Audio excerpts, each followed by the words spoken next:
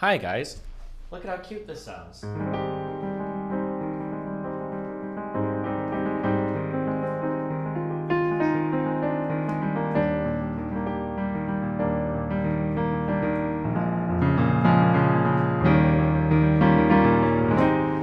that 251? Hear it? You hear it? How cute? Isn't that cute? Isn't that cute? Isn't that a cute thing?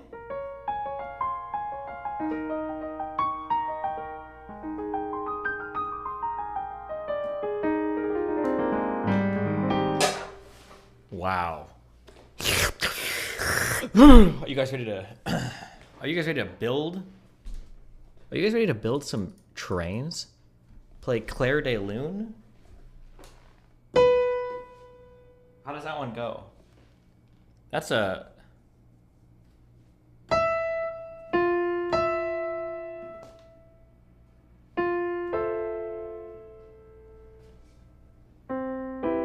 I think it's like this. Fuck, I don't remember it. It's something like that.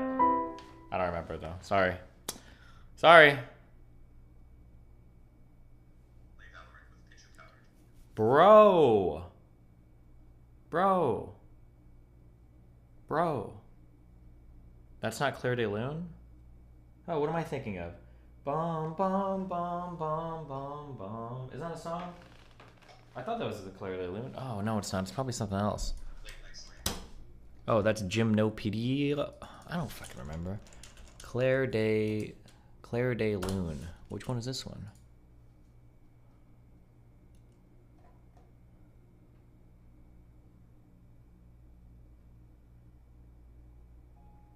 Oh, shit.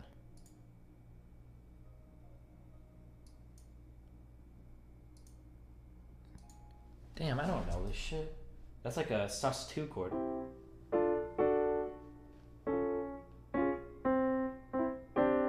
Damn.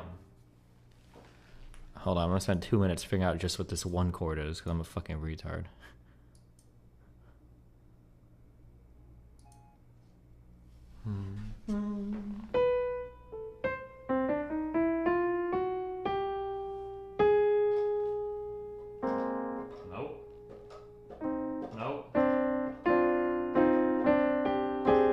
Fuck, I'm never gonna be able to figure out that chord actually.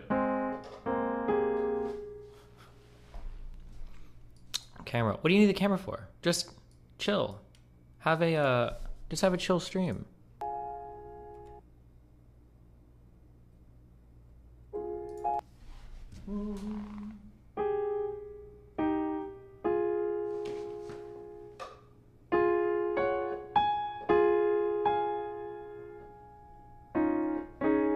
This?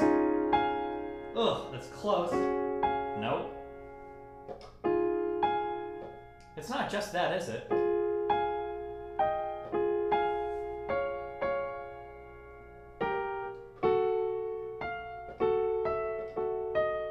Oh. Fuck!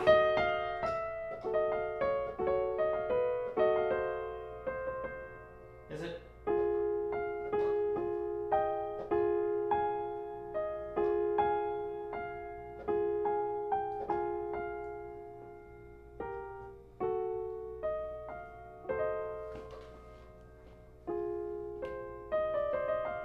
I don't know. Fuck it. Close enough. I got. That's. I'm pretty sure the first year is something like that. Oh, oh, hello. Oh. Nope, not doing that one. Do you know how to play sheet music? You know, if I read it long enough. Oh, I see the chords at least. It's A flat, E flat, F. That's pretty high up there. E, G? Jesus. Is it A, E, F? A, E flat, F. Oh, whoops. And then that's A, C, E, G. Oh my god. Wait, what the fuck song is this? That's not the one we just played, is it? Steven, here is some money for sex, drugs, and travel. Love you, buddy, Obama. I don't know what the fuck this is. And then F, A flat, E.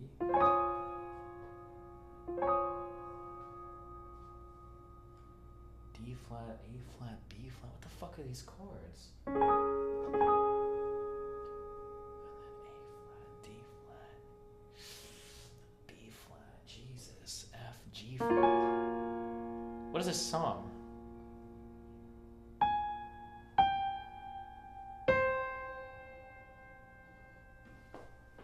I don't know what this is. Quarter note equals 56. Why not just make it 60, bro? Can you set up OBS to dog? Maybe. Okay, hold on. Let me try this one more time. Okay, this is A, E, F. I should know like the intervals at least, kind of, right? Because these are all fifths on top. So that's C and G. So it's... Wait. It's... And then, oof, F, A, C, oof, and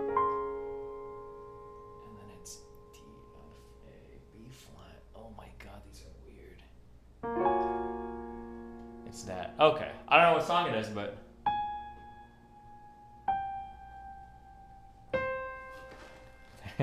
It's probably a little slow. Bum, bum.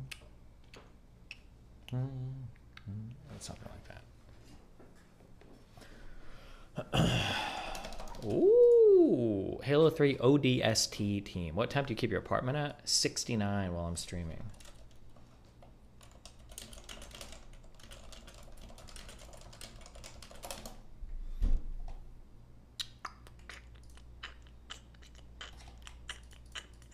Am I doing something fun? Nope. Boring stream. Just FACTORIO. Hello. Welcome. Welcome to the FACTORIO streams.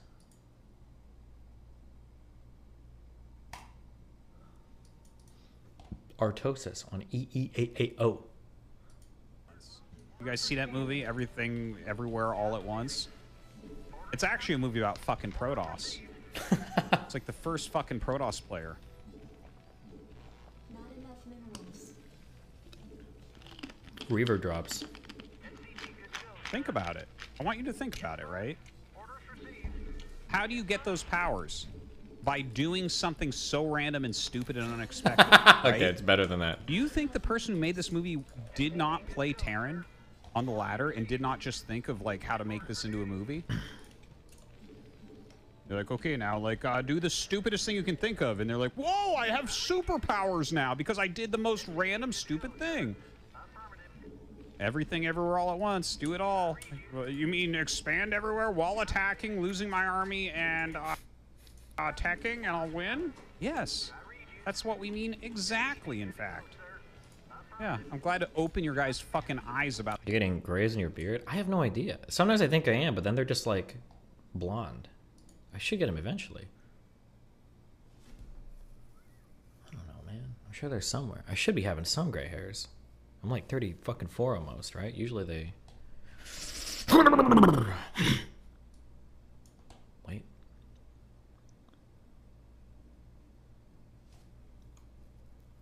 Maybe? I don't know. They're somewhere in there.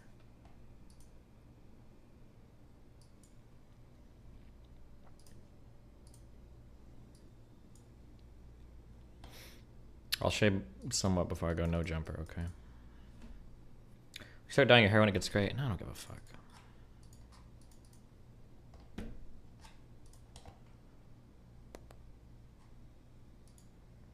Alright, this fit is fucking terrible, bro. Adidas socks, champion shoes, bro. Oh my god, man. I gotta, ooh, that nigga clean as hell. I ain't never been no envious ass nigga, but I need that. That nigga like a Roman emperor. The ones? Ooh, they ain't fighting right now. Yeah, I think this is the time. This is the time. Come on, come on. Ooh, nice topies. I like that. Alright, come on. He about Half-Life. Damn! Kill him. I think I can get him though. 2 hits, just 2 hits. I have to come up off that armor. Bro, watch out, bro. Yeah, I need that, man. Sorry. Bro, that shit weak, bro. At least let me heal up, bro. Nah, you can go first though. I'll be nice. Oh, I can go first? Yeah, go. Bet. Bam! No, I gotta run. He like that. Who is this man? Wait, are these guys that do all these videos, like the funny videos, they don't have any crossover with the WL community, right? Those communities are totally separate. I don't even know what Jidion's normal content is on YouTube. I have no idea.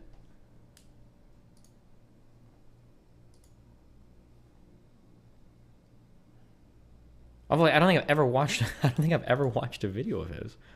Oh, pranks. Oh, I'm in the zoo with the lions.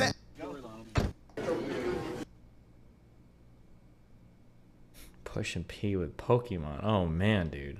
People were crazy about this video. I remember that drama. Okay, never mind.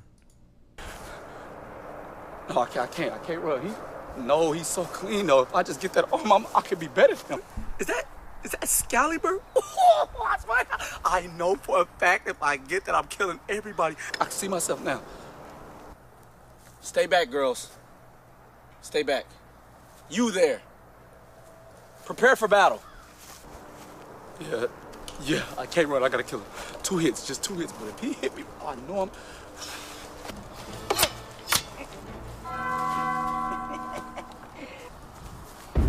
Or he's gonna drop some bullshit. Oh. What is this? Fuck no. What is this? This is USPA. Bro, he wasn't wearing this shit. No, some running shit. Oh. No. Not some beat up Maxes. No. Wow. Get the fuck out of here with that bullshit. What is this? This is not what he was wearing. Fuck. What's he doing? Boy, what you doing fighting rats? Boy, it's your broke ass, dirty ass. Oh, he hit him. I ain't even gonna look. What you get? What you get? Some fur? The tail? No, what the fuck? No, you don't deserve that, man. You was fighting rats, bro. Nah, hey, look, I'm finna fight you. Hey, bro, you hear me? Oh, he logged out. Oh, fuck. Bro, from a rat? From a rat? How did he get them calls from a... I'm finna get on these rats. There's hella rats here. Ah! Damn, that's dirty.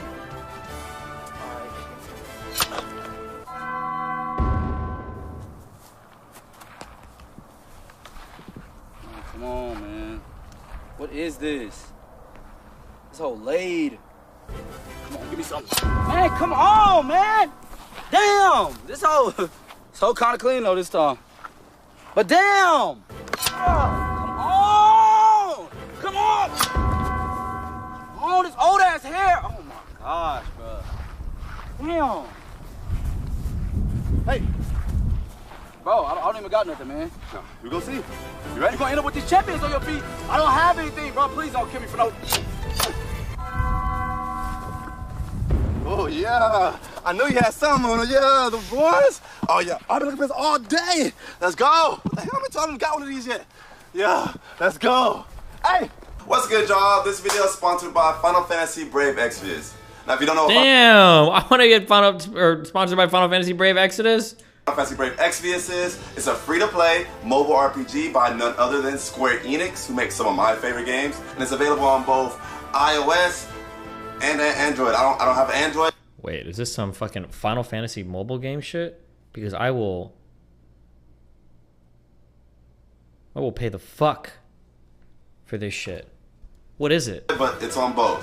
So the cool thing about Brave Exvius is that you can summon original and iconic characters from previous Final Fantasy titles, which you can use to build up to a party of 5, right? And as of right now, Brave Exvius actually just collaborated with Final Fantasy X, where you get a chance to receive Tidus via summon, which is kind of... Tidus?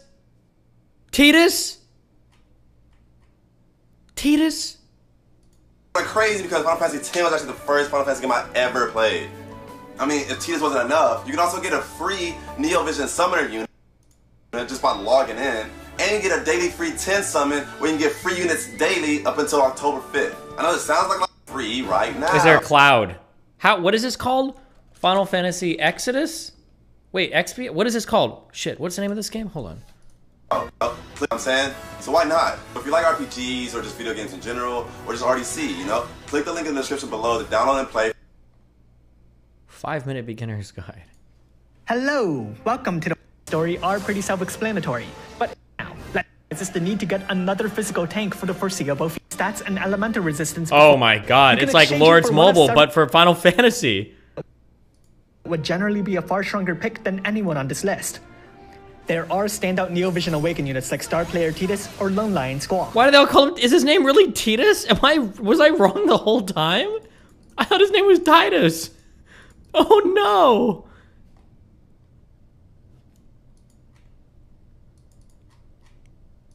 But again, general rule of thumb is later is better. Except for when it's not, of course. Now, how to improve at the game. Oh my god, we've got Ramza, we've got Orlando, we've got Delita? Is this Ultima from Final Fantasy Tactics? I don't know who these two. Oh, and Gafgarian? Bro! Final Fantasy Brave Exvius gets pretty deep. There are ways to increase your damage with the various types of bonuses, taking advantage of elemental weakness, amplifying elemental damage through support units, or strengthening damage against certain enemy types through killers. And depending on the type of your attack, you may want specific determining loss. The one, of course, there are a lot of other things you could be doing. Who are these too. guys? I don't even know. Brave Exvius and correctly. But the second one gives you a Awaken unit to create a power game related to Clash of Clans. You can run even summon from whichever beyond the abundance of materials you no doubt have on hand, and a better I need a sponsor. Brave Exvius. I need a sponsor for this game. Oh man, it's Titus. Me and Titus, we are gonna do a little exploring today. It's actually Titus? You know, to the secret place at the base of that tree.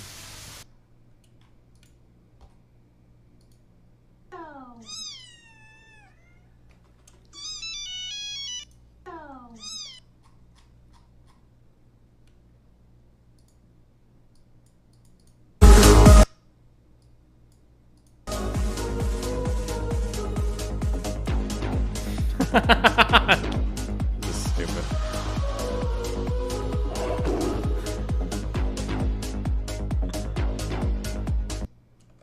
Dumb.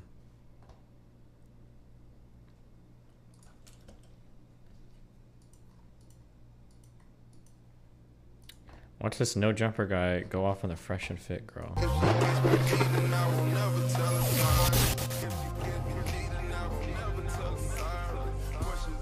Can we get into why she's mad at me first? Yeah, let's get into that. Yeah, we gotta start it off. I'm just trying to start off with the smoke. Start off with the smoke. Yeah, we let's all hear this. yeah, we, you know what I'm saying? Started off spicy. I got it. So,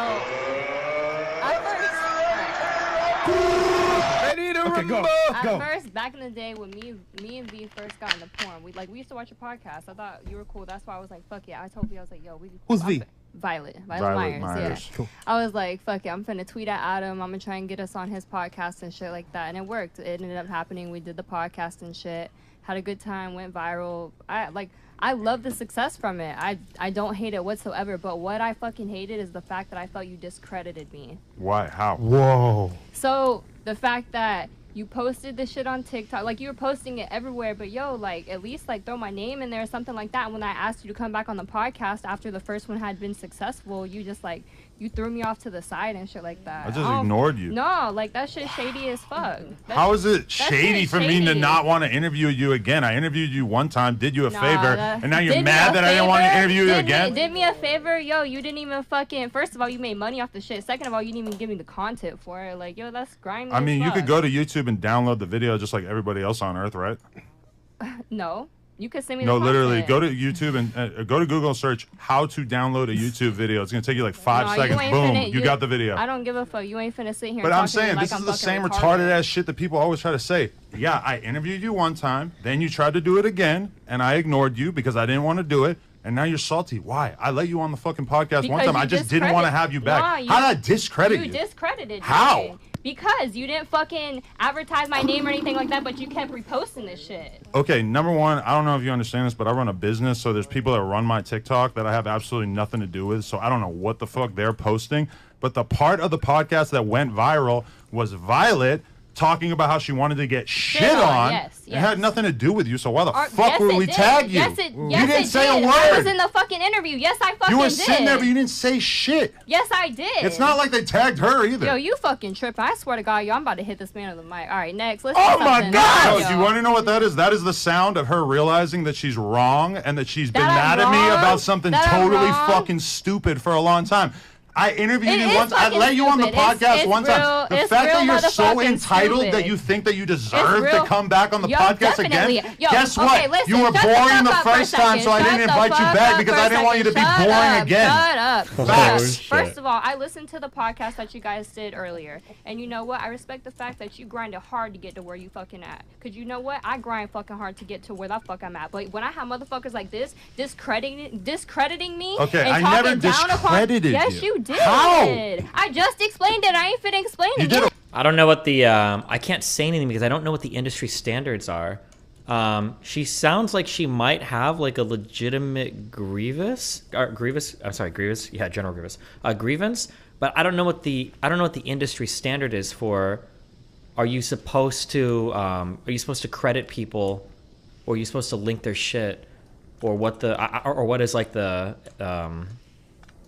SOP, standard operating procedure? What is the MO? Modus operandi? Like, I feel like if you don't know, though, I feel like you should just ask or say something.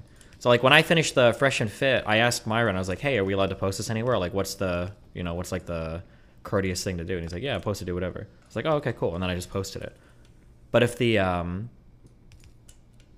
didn't say anything in the clip that went viral, yeah, but I'm saying like to demand that somebody link you or source you, like I feel like I would just figure that shit out in advance so that I would have my expectations like with whatever they're supposed to be, you know. But I don't know what the standard practice is in this industry at all. I have no idea. A really bad job explaining it. You didn't even make a point at all. Yes, I did. Again, you didn't make a yes, point. I You did. don't have an yes, argument here. I'm not I let you on my podcast one time. I just didn't want to have you back because you were boring. Bet. Cool. It's like, honestly, like, it's the same reason why your porn career hasn't taken off is because you're just boring. My porn career did take off, actually. No, Violet blew up after you guys did the interview. Your shit is stagnant as fuck because you're mid. Stagnant because I'm mid? Bet. All right, watch. I'm just telling you how it is. Like, I didn't invite you back on the podcast because you're boring and you're mid, and now you're pissed off because I didn't want to have you on the pod again. It doesn't even make sense. Like, it's my podcast. I get to invite whoever the fuck I want. Guess what? They might never invite you back. You don't have a say in that. And you're not wrong. You know what? You're not wrong. It's all right. I know. I'll leave it like that. I'm just baffled by the fact that you even wanted to come on a podcast and sound this fucking dumb. Like, you wanted to do this. Like, this was your plan? I'm not, whatever. I ain't bothered by you. You ain't nothing but a white boy. Like, real shit. Fucking white You're boy white, too. Okay, yes, I am. You're yes, white, I too. am. But you an average-ass white boy with a fucking arrogant-ass fucking... I'm a multi-millionaire with a huge business, beautiful girlfriend, and a great life. I own a big-ass house. I own multiple properties. You're a mid-porn star who came on here to try to make a point, and you sound like a fucking moron. I'm happy for you. You know what? And I'm not going to hate on you. I'm not. Well, you came here to hate on me, but now you realize that you didn't have a fucking argument because you sound so stupid. I'm not hating on you. I'm telling you I felt discredited. I never had anything against you. I just didn't want to have you on the podcast again, so I ignored you. I showed Myron. I sent Myron the DMs of me ignoring you. It's pretty bad. It makes you look like a thirsty bitch. I'm going to be real with you. Oh, no. Because you just keep asking to come on the podcast, and I keep ignoring you. But you know what? That's the whole you know thing. What? And I'm not going to give up. I'm not. Why would you want, like, why can't you just accept that I don't want to have you on my podcast again? You got these guys right down the street from you, and they're going to have you on, right? Yeah, we love both you guys, man. I never had anything against you, and I would have never revealed to you that you're mid. But then you came on this podcast trying to talk shit about something that don't even make any fucking sense. I'm trying to clear the air on the fact of why you don't fuck with me. That shit weird. I fuck with you. I fucked with you. I just didn't want to have you on the podcast okay, again. Why Guess what? You Coming on the jumper is a very rare, special time in someone's life. It's like puberty. You only get to do it once. Maybe again if you take some testosterone or something. But I'm just saying, me not respond. Second puberty. That was a very progressive reference to what trans people sometimes refer to as second puberty when they go on hormones. Or he just randomly fucking said that and lucked into that. But nice. You could have well within my right. All right, whatever. Because if I respond to you in the DMs, what am I going to say? All that I can say is I don't want to have you back on the podcast again because it was boring the first time, which I feel like me leaving you on red kind of gets that message across without me having to actually say it. Okay, let me ask. Right. Let me. What happened to the game? Let me ask. That shit was like Jay Paul and Nick Let me Robinson. ask. I think this is the real question she want to ask, even though he did discredit her the way she felt. But she really want to say, "Can you fuck with me again? And can you blow my little career up a little bit more?" Is that what you really want to ask him? Yeah, she wants some clout, and she's mad that I didn't give I mean, her more clout after I obviously, gave her the my first last name dose of is Clout. I think she wants to. But is that fuck what with you? She wants to be your friend. Yeah, I know, but I literally don't want problems with you. No, we won't. I don't know. Oof, I'm about to make a lot of assumptions here about people that is like that I don't fuck with and I don't know, and it's hard for me to say, but just from my very limited experience of human beings and women, it sounds like a girl that's like never been told no before. That's like the feeling that I get. Oh man, if you wanted to get back on, like tell a joke. Bro, I was on your show. We went viral. You should have me back on sometimes. Boom, that's it. That's all you gotta say. But this like, why don't you fuck with me? Why did you leave me out? Why did you disrespect me? What do you mean? Bro, chill. It's his show. Why the fuck are you acting so entitled? Chill. Okay? Word. We No, were we cool. were not. I just No, we didn't were respond to you because I not. didn't want to have you on the podcast again. I'm allowed that. Okay, it's my cool. show. I can have whoever I want. Okay. Cool, If they dope. stop responding to you tomorrow, that's their right. So do you So not you're want to not be her wrong about friend? that. You do not want to work with her, Adam. I mean, honestly, after seeing how entitled she is, no, I definitely don't. And even before, it was just, I didn't want to do another boring-ass podcast with you because the first one, Violet killed it. I got to give her credit. You were kind of boring. You felt the vibe. Even during the interview, it was obvious that you were jealous of the fact that we were just paying attention to her. No, I just didn't want to bring that negative energy literally- back to my show. Yo, I literally love Violet. Like from day She's one. great. I have nothing against her. Like real shit. I always like I know, but my you were friends are obviously killing jealous of her during the interview because she was You don't controlling know. the energy. You don't know how I feel though on the inside. Like literally, I don't have any Listen, type I of was jealousy there. towards I do my this for a friends. living. I could tell no, that you you were fucking don't. I jealous. could FaceTime V right now, and she know how I fucking feel. Okay. Like yo, I'm that's just my telling best you, friend. you were bummed because we were talking to her more than you because she was more entertaining than you. She's dope. I love V. All right, I love V. all right. I will say this: when I hit that Ready to Rumble, I was just kidding, guys. Yeah. God damn. Okay. Fuck. Hey, This what happens with no jumpers. This white on white crime is terrible. Thugs over here. Bandana. Yeah. White on white crime. Thugs. I know. Your people. Yo, read that. Hey, he's looking back at me. Your people. All right, hold on. I got this right. Hey, he's So looking look, back at me. Should we get her? I know both of y'all, right? I know both of y'all. I know Adam. I know Kiki, right? Yeah. Obviously, We love both you you're a guys. good person. Yo, I'm gonna You're a keep good it person. humble, like real shit. Adam can say whatever the fuck he wants to say, and he could talk to me however he wants to on the internet and perceive to be some. Bro, you can't say I'm gonna be humble after you are not humble. It doesn't work that way. It don't work that way. That's some shit that humble is some shit that happens at the beginning, not after you've been humbled. Okay? Jesus. Oh no. Paparazzi gets mad at. Humble is something you do at the beginning of an interview, not mid temper tantrum. True. True. Yo, you're in the way! No, I have cancer, you scumbag! Go! Get off your phone! Hey, moron with the cell phone! Yo! Oh my God! You piece of shit! You piece of shit! Yo, fuck you! You piece of shit! Scumbag! Get the fuck off the carpet! You piece of shit! Oh man. It's DGG posters when they see Tabor and Erudite join the Discord.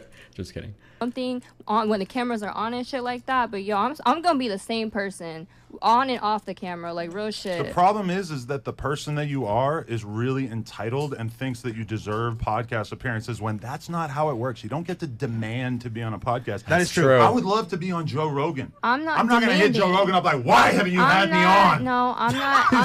I'm just going to chill and do my thing. And if you wants to ever ask me, he can ask me. And that's the same idea that you should have. If I want to have you back on the podcast, I would ask you. I'm not demanding, but I'm telling you, like, make me feel more of a person. Don't just, like, throw me off to the side like that. That shit just, it felt shady. It felt shady. I It want to be really honest with did. you. Do you realize that the same way that you were hitting me up, asking me for an interview, dozens of people hit me up every day. I believe you. Saying that same I shit. believe you. And for the most part, I leave them on red because I don't really want to have the awkward conversation dozens of times per day of, no, I don't want to have you on the podcast. Right. That's what my life is like. I feel like you should be more understanding and just accept that. Because the truth is I would be down to fuck with have you on the Patreon or whatever, but I mean, this whole like entitled, like weird bitch mode thing is just whack to me. So. Damn. So we came to an understanding here, right? Yep. Adam, will you ever? We kick it again. I mean, it is possible because the Patreon, you know, maybe people might be excited to have her on there. I don't know. Kiki, right? He heard your point of view. Obviously, he's has a business to run. But I understand. That being said, same thing with us, right? We bring people on the podcast all the time. We do an interview. It might be good. Second one might not be that good. So we don't even respond. Yeah. It's natural. We're in the game. I got you. So When you you put it understand? like that, I understand where you're coming from. Okay. Well, so we good, right? We good, right? Come on, reconcile that. There you go. On air. There you go. Okay. Hey, yo. Hey.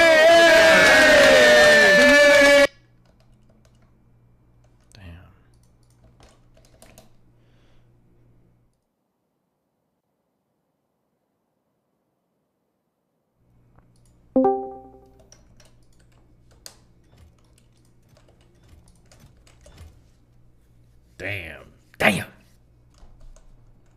Some shit going on.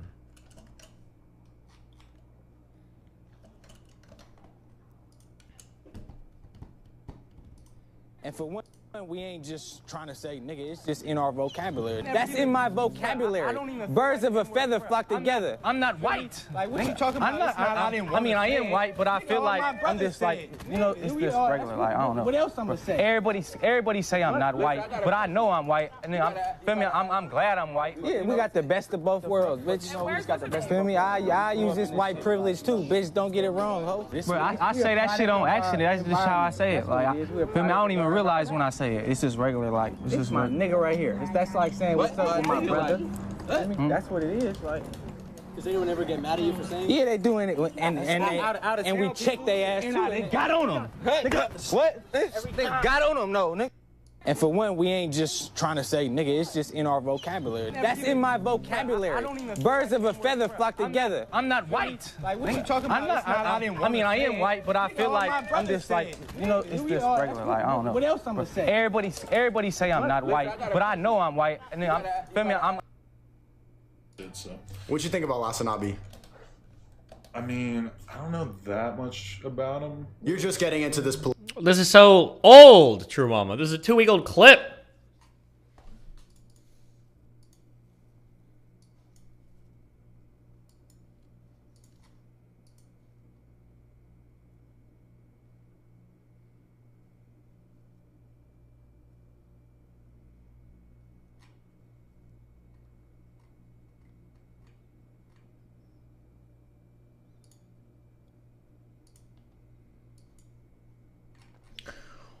Oh.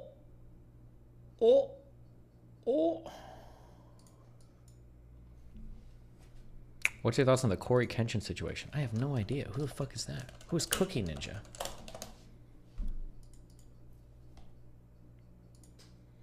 Call of Duty montage.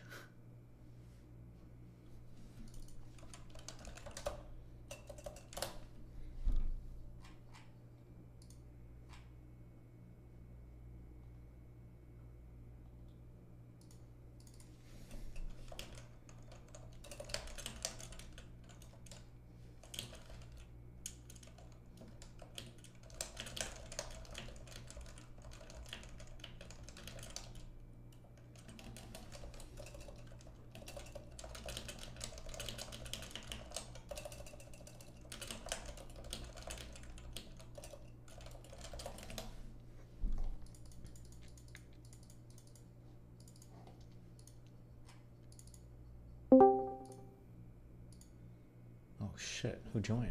Oh. Me, Steve. What's up, buddy? How you doing, mate? I'm doing great right now. Well, I that's just, good. I just want to ask you real quick. If you were in my situation personally, what would you do? I'm sure you've been in something similar. You've had a lot of relationships, a lot of ones that have Do it fell in off. regards to what? Just like, so here's the thing. I am under like a spell right now, I feel. Like something like I feel like I was pretty wrong, and every time something happens, it just triggers it all over again. It's almost like Anna, but not on that level. I'm just getting like pissed and annoyed every time this person says something retarded or does something retarded. Which part are you talking about, Melina? Yes. So I like someone will link me like a clip and it's on her stream and she's like, "Oh, this guy is so unhinged. I always attract all these unhinged people. They're so crazy and retarded." And I'm like, "Dog, no way, bro. No way. She's trying to fucking lump me in with Bob 7." Listen, my policy is Eric. talk shit, get hit. Somebody talk shit, you talk shit back. That's usually what I do. So I respect that, and I'm just like oh my god, This is the opposite of what I to do. This is the opposite of Tabor. What Tabor was telling me to do. Tabor told me to. I told you to just leave it alone. Just stop talking about it. Just leave it alone. You don't need to ask Steve's advice. 85% of DGG voted they were on Team Darius. That never happens. Just leave and take the dub and walk away. Goodbye. Goodbye. So again, my issue isn't getting approval from chat. My issue is having somebody not understand my point. And I feel like if the person that is not understanding my point is, you know, Melina in this case, it just really ticks me off. So that's where I'm like, okay, so, because like that's where it's just, and so I'm like, do I just ignore it? Do I just move on? Like I just have to just every time she says something retarded, just think, okay, people are just gonna view her as retarded because I know she's not retarded. You know she's not retarded. But when I see these things that are retarded, I'm just like, okay, bro, like. So talk to her. She's blocked me on everything, and then the last time, so with this message with know you, she has said that I'm too unhinged to talk to. So Steven, the way that this stuff works is that like if people keep poking each other, then it just goes on forever. Yes. I would assume right now everything's probably done. But if she talks shit again, I don't know. I would talk shit. I told her to chill. I don't know. Chill. I told her to chill on her stream today. I think she stopped after that, but maybe she didn't. But okay. I mean, it seemed like she stopped after that, and I even said like I'm just gonna get offline, and then I was offline, and then you hit me with that DM, and I was like, okay. Wait, it seems like because I hit you with a DM. Wait, which one did I? No, know you. I can't say her name correctly. Oh yeah, that was retarded as fuck. Yeah, I told both of them to fuck off, so I don't know why they're. Yeah. Okay. So I will again because like I don't want to like make it look bad because whatever happens I say about Melina inevitably falls on you. Just even if it's not related to you, it's something that people are going to pester you about and you have to deal with, and I feel pretty bad about that because you personally shouldn't have to deal with that. Same thing with Sushi when she's like doing stuff like. That looks bad on me regardless, and I have to like I'm like an extension of her almost. So that's where I'm like, okay, like I want to punch back, right? But I also don't want you to have to like sit and chat or sit and like respond to like accusations on Mel or have to answer for Mel because she won't do it because she'll just ignore it and then pretend say I don't care. Okay, so if you and Mel have drama, or if you Sushi and Mel have drama, then you guys can fight that out and settle it in however you want. You guys can do all this shit. I don't care. But if I start to get dragged into it, then I have to start providing what I know to be true of some side of the story because I don't want weird shit being said about me, right? So like, if Sushi wants to get involved and talk shit, that's fine. I don't really give a fuck. But when she starts saying, she's like, oh, like, these guys have STDs, blah, blah, blah, blah, blah. I know I get tested more than Sushi. I know that for a fact. And I know I have a more recent test than her. I know that for a fact. And I know I get tested for herpes, and I know she doesn't. And I know that's a fact. So when people are, like, making these types of claims, I don't want it to reflect on me, because if Melina has STDs, it makes it sound like I have STDs. I don't have anything. I know I don't, because I get tested very frequently. Yeah, That's so I'm always just the so I'm case. just saying that like as long as I stay out of it, then they can do what you guys can do what you want. You can fight how you want or whatever. But just when shit gets weird or I start to get dragged into it, at some point like everything has to come out, which I don't want to happen because it's weird as fuck for everything. But I would say everybody should probably just chill the fuck out. I told Melina to fuck off. I told Nina to fuck off, and hopefully they all chill. Sushi got to do her little rage stream, and hopefully she feels good, and hopefully Melina shuts the fuck up about everything, and everything's cool. So that's what I would say. Yeah. So I guess what I would seek for, so like that exact example you gave, right? Mhm. So let's say someone is like even like an STD thing. Let's say that theoretically was happening. Like okay, so that wouldn't that reflects on you. But if it was a true statement about the other person, then like you would have to. Like it's like automatically involves you. Like let's say like we talk about her like hooking up with someone or whatever, right? Like again, like that again is like someone saying like why did you allow like her to hook up with that person and stuff like that, which and kind of involves you at the end, or like if that person's directly involved with you, right? I'm not entirely sure what that sentence was. I'm just saying that when things like STD accusations are thrown around, I usually have to step in and say something. Okay, gotcha. If it's something that can make you look like someone that is if it starts to reflect poorly on me, then I'm not gonna sit here and say Melina's a perfect person. She does dumb shit or whatever. But if it's stuff that is within my realm of responsibility, then I handle my shit. So I'm gonna say something. But otherwise, you guys are free to frolic and fight and do all that. Again, I just worry that I don't get this shit stressful in general, and it's like already pretty stressful for me. So I imagine you have a lot more eyeballs. So okay, cool. All right. Be careful, mate. I love you. You can do it. Be safe. Be chill. Bye. Bye.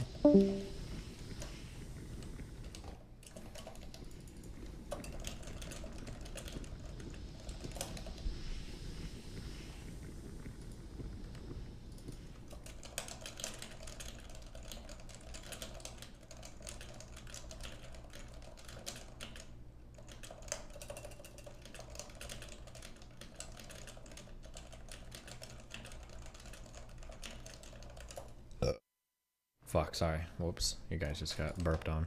My bad. Damn.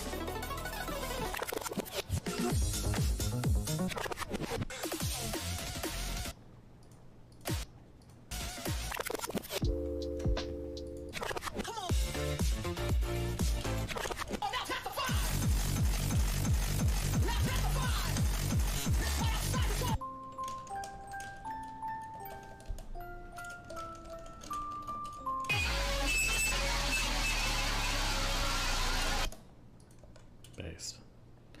Funny Mr. Mooten movie. Nope. Nice try though.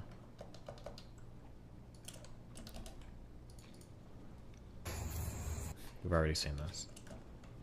Throw up a 950? You want to see me throw up a 950, dude? If you really want to see it, hold on.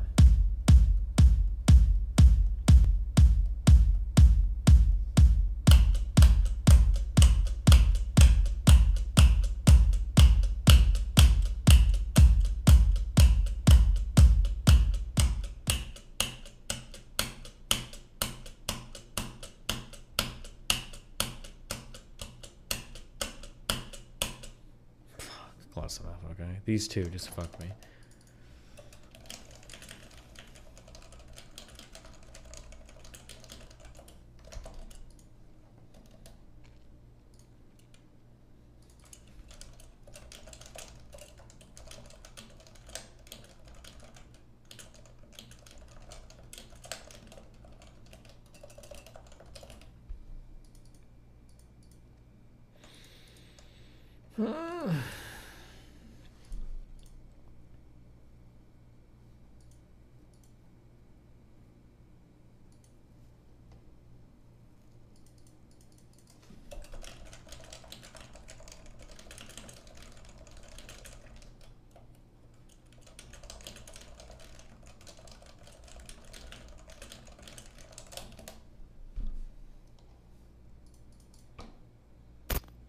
But be aware that you have the right to remain silent and not incriminate yourself while you are there and anywhere else. Anything that you say can be used against you. They said just... Why? I don't even know what this is. Well thought out video on current inflation. Inflation in the United States soaring to its highest level. Oh, base. Oh, perfect boring video. That's what we need right now, guys. Some boring macro econ. Likes to take responsibility for bad things.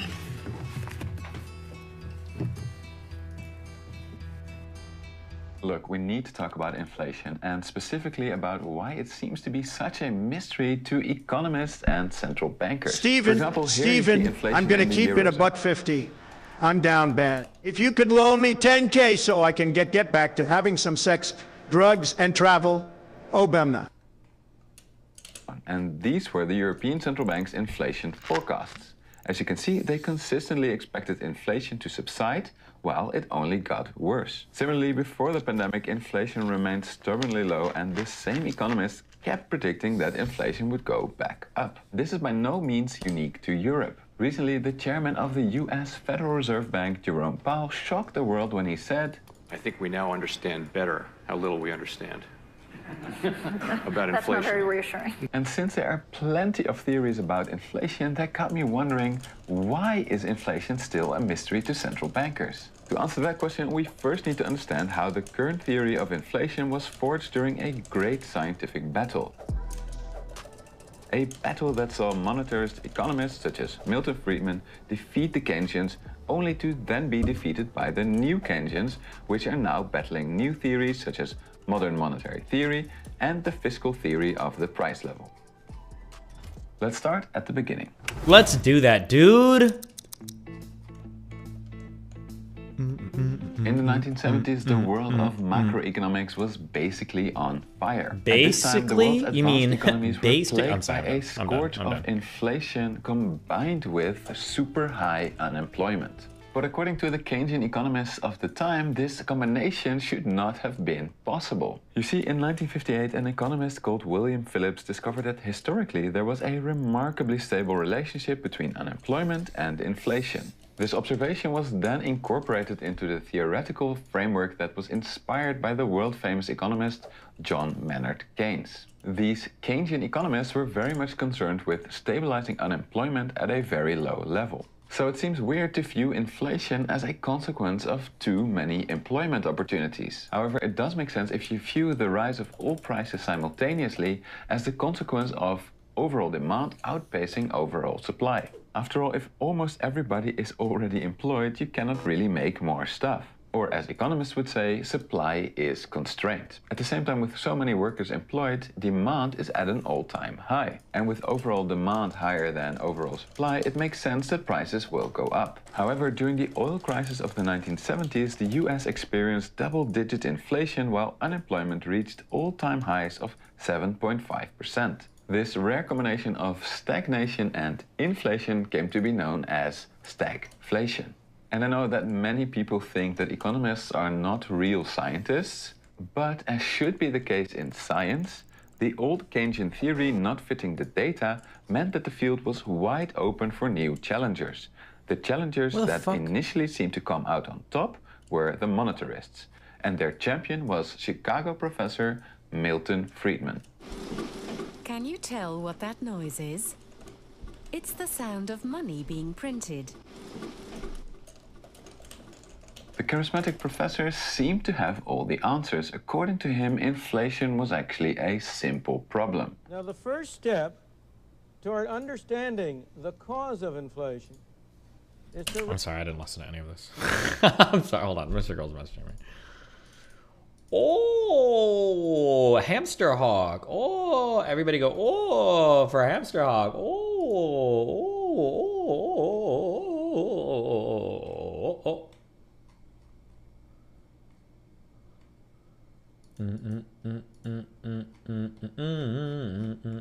God, I have this stupid song stuck in my head.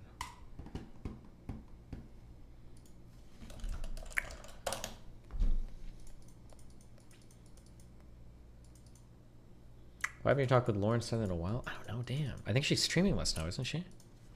We were gonna talk a few days ago about the Dubin shit, but I had I pushed back my Dan stuff so much. I felt bad. I don't want to skip out on it again. Because I'm also going out of town for really just like a day and a half, I guess. In 2 days. To be on No Jumper and beg for clout. Please. He better not disrespect me.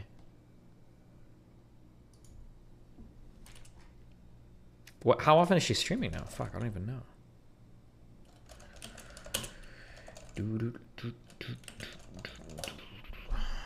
Young Don said he'd reach out to you. He's doing a Muslim manifesto now. No, please stop. No, Young Don, don't do it, bro. Don't do it. Oh, he's got so many subs. Oh, I feel like I'm clout sharking. I didn't know he was this big. Damn. Rip.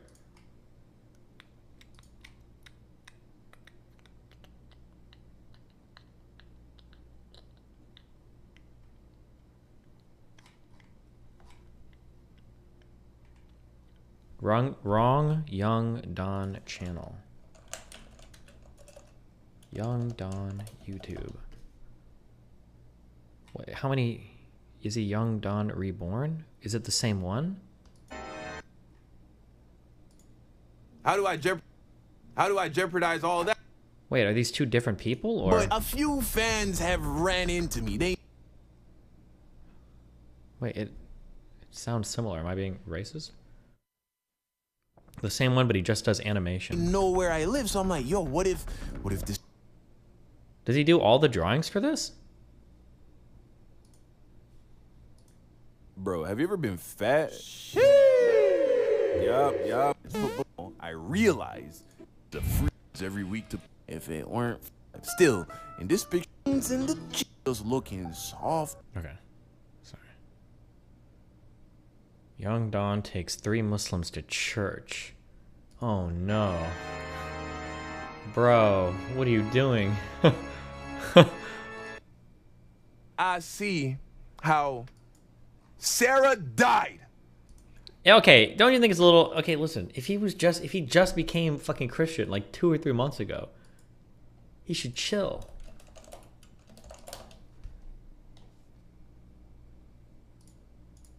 Recognize. Okay, fuck. Where's Mr. Girl? Join general lobby. I don't care. You were trying to spam like Jesse during stream, and if you make more account, oh my god, RTBA going on a banning spree. Why? He's the Christian version of Lav Loon's anti-sex work arc. Stop. Okay, we're waiting for Mr. Girl to figure out Discord.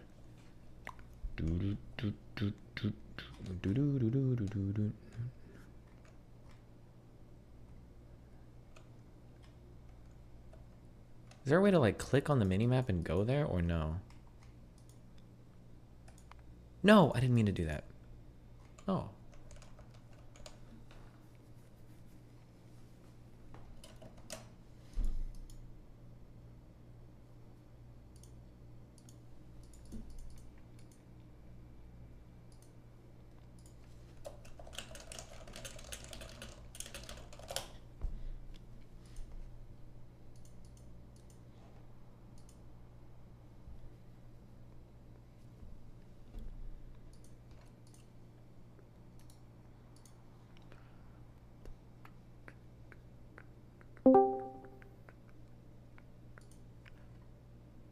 Hello? Hello, Max. Hello, Steven. How's it going, babe? It's going okay. Oh man, only okay. Oof. Only okay. That's a doozy. Okay. I know. But as you know, I'm a little upset with you. Uh-oh. I hate to have to police you here. Yeah. I hate to be soy. Yep, that's good. Well, listen, in the era of the Giga Chad, the soy is the true king. Soy is the new Giga Chad. True. You deleted the main post giving you pushback against your performance in our argument about your treatment of Nick Fuentes. I did. I removed it as spam. You removed it as spam. Yeah, that's the thing that comes off on the removal thing. Yeah. Got 700 upvotes. A lot of upvotes. It did. Goddamn, Steven has contradicted himself so many times in his debate with Max and Chud. This is painful. True. Should I read this out loud so we know what we're talking about? Have you shown it on screen? You can read it if you want. Okay. If you think in the that's debate, necessary, go for it. I think it's absolutely necessary. Okay. In the debate just now, when Chud and Max, mostly Max, debated him on the stabilization of Nick, I think he meant sanitization. Mm-hmm. It seems like Steven is just trying to defend himself without being able to be critical of himself at all. This is most prevalent with how contradictory he is in this debate. In the span of like 10 minutes, he says things like, I never said Nick isn't a Nazi, and, well, if you separate every view he has, he is close enough to be called a Nazi. And also says, well, I don't believe someone can hide his true feelings for half a decade without changing his beliefs, within the context of him not explicitly saying Nazi shit for a few years, so he isn't a Nazi anymore. This has been going on all debate. It's almost gaslighting. This is exactly what Max is talking about. That's true. Being all blurry with what you say about Nick's beliefs. Max is 100% correct with his assessment here. 100%. Literally, every statement said by Max is correct. Every single one. Jeez. Yes, literally. Okay. While Steven is being so weaselly. Jesus. He literally did the Britney argument fucking hell. Wow. Edit. After reading one of the comments here, I'd like to add that a huge problem is that basically the only times Steven says Nick is a Nazi is as a joke towards Nick. Steven admits this in the conversation. This is outwardly implying to people that Steven doesn't actually think that Nick is a Nazi, which is the problem with sanitization that Max is talking about. Jeez. That's a lot. Okay. It's got 1 gold, 1 helpful, 3 wholesome, and only 487 upvotes. Not 700. How many comments, though? A lot of comments, probably. 361 comments. Okay. Jeez. Active threat. Very active thread. Big marketplace over there, I would say. Marketplace of ideas. Exactly. And this combined with you saying you're willing to receive... So I was saying to you, I think part of my concern about this is that I don't think you are that open to pushback about this, because when I was pushing back against you, it felt like you were just kind of shooting me down and arguing with me and saying that everything I'm saying is wrong. And I didn't feel like you were like, oh, like, yeah, if I'm going to go into this kind of dangerous territory, platforming this like kind of political leader who I think you said, and I believe you and I agree with you, might want to commit genocide if he ever comes to power, that you'd be like, oh yeah, I need other eyes on this to like help me make sure that I'm doing the right thing. But that's not the sense I got from you. And then when you get pushback from your own community, democratic pushback in a system with votes and shit, you delete it. Unbelievable. Do you want me to give you my response? The last thing. Okay. You said if your fans become Knicks fans, you hope that they go and march in the Fourth Reich if Nick defeats you in this battle for their souls. Because you said good ideas beat bad ideas. And the mechanism by which Nick would not beat you is by your community talking about it and talking honestly amongst themselves about what they think of Fuentes. And when you don't allow them to do that, you are tipping the scales in Fuentes' favor. Do you think that last part is true? Do you think I don't allow my community to talk about Fuentes? I think in this case, I don't think you... No, that's not my point. I'm not saying you never do. Okay. I'm saying this is proof of a time where they were criticizing Fuentes and criticizing your acceptance, your handling of Fuentes. I know that you'll let them criticize Fuentes, but this is a case of them criticizing directly you and your handling of Fuentes, and you deleted it. So that's not to... Don't set up a straw man where I'm saying you delete all criticism of Fuentes. I wasn't saying straw man. I was just clarifying because it made it sound like you were saying I wasn't. No, you're not clarifying. You're confusifying.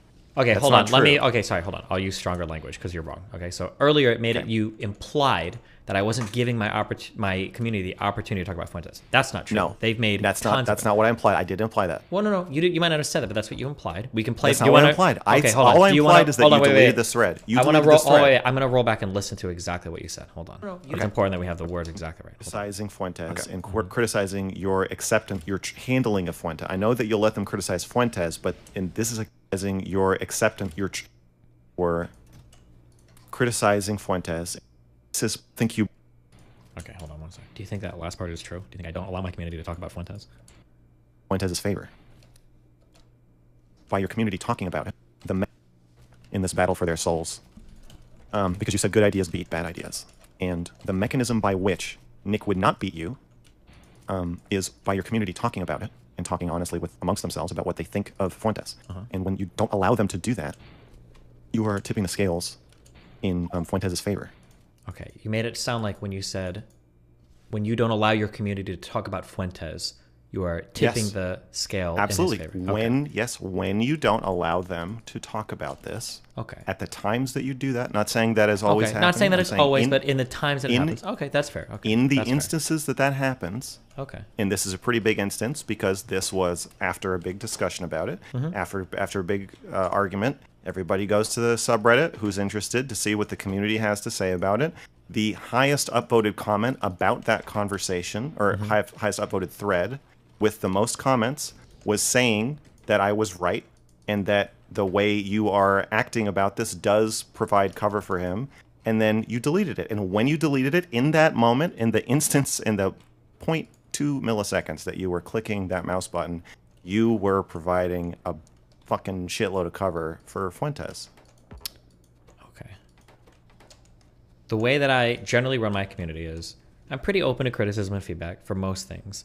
But when people make it weirdly personal, I generally always delete those threads.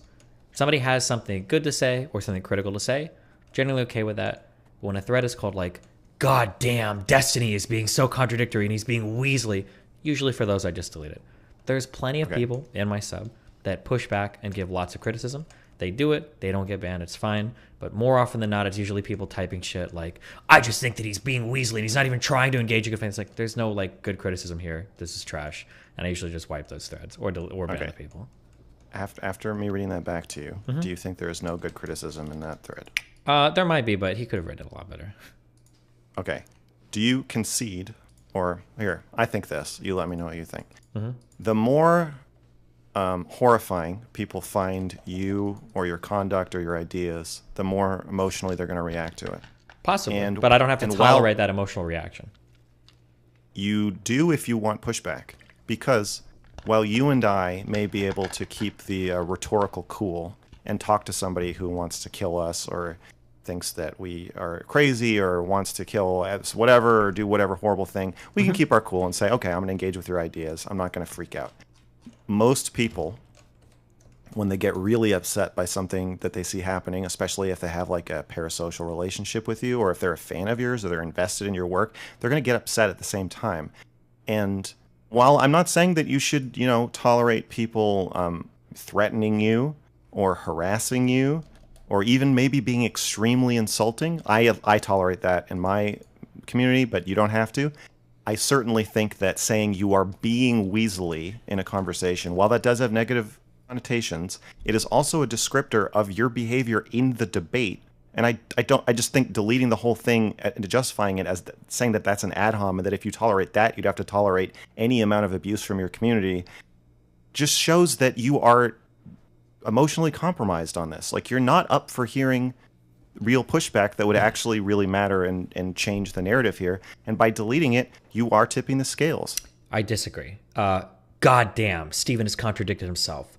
This is painful. It seems like he's trying to defend himself without being critical at all.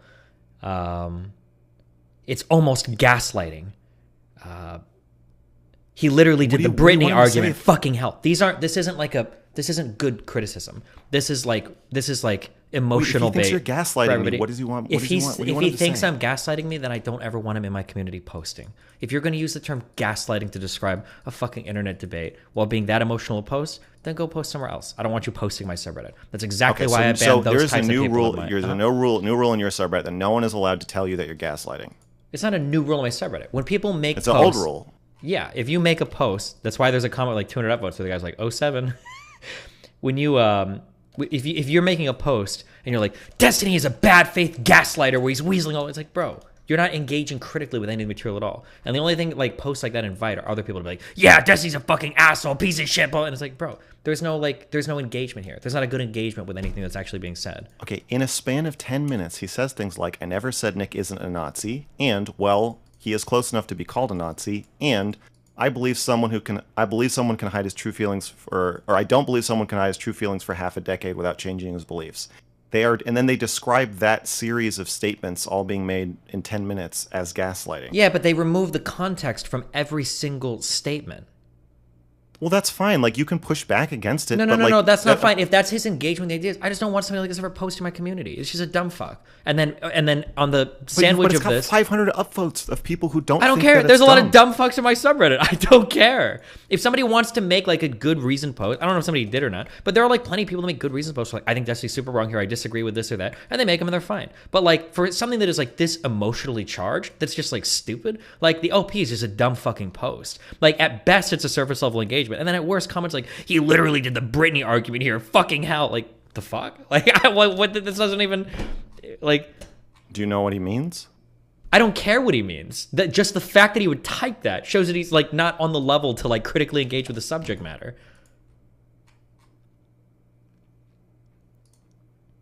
In my opinion. But if a post is approving of you and congratulating you, but written by a dumb fuck, in your estimation, do you delete that? Depends on what the post is. If it's something congratulating me, but if it's like shitting on somebody else really relentlessly, yeah, I usually ban those people. No, not shitting on anybody else, just saying that you won the argument, you were right. But they don't really provide a well-reasoned, thought-out, perfectly well-written argument as to why. They're a little sloppy. They just say, yeah, man, if somebody had said, man, Mr. Girl was gaslighting that whole conversation, Steven was totally right, he killed it. He nailed every point 100%. I can't really explain why, but I just know that he was right. You would have deleted that? If they're not usually. If there's like posts was like, wow, that was a good conversation or whatever, then I probably wouldn't delete it, no.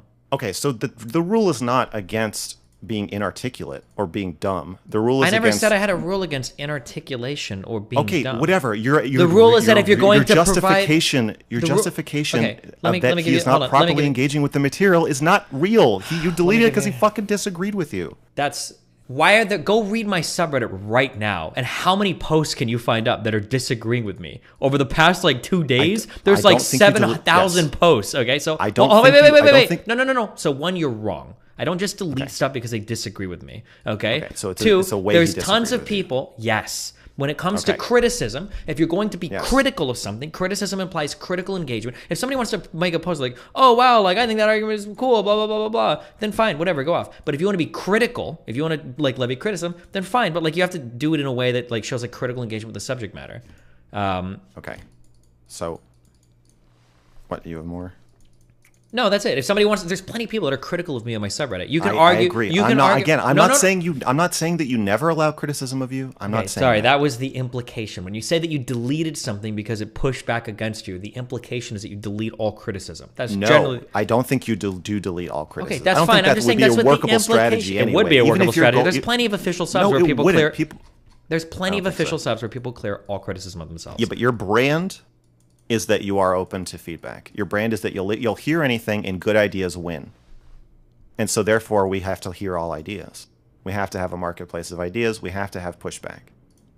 So you can't delete criticism of you.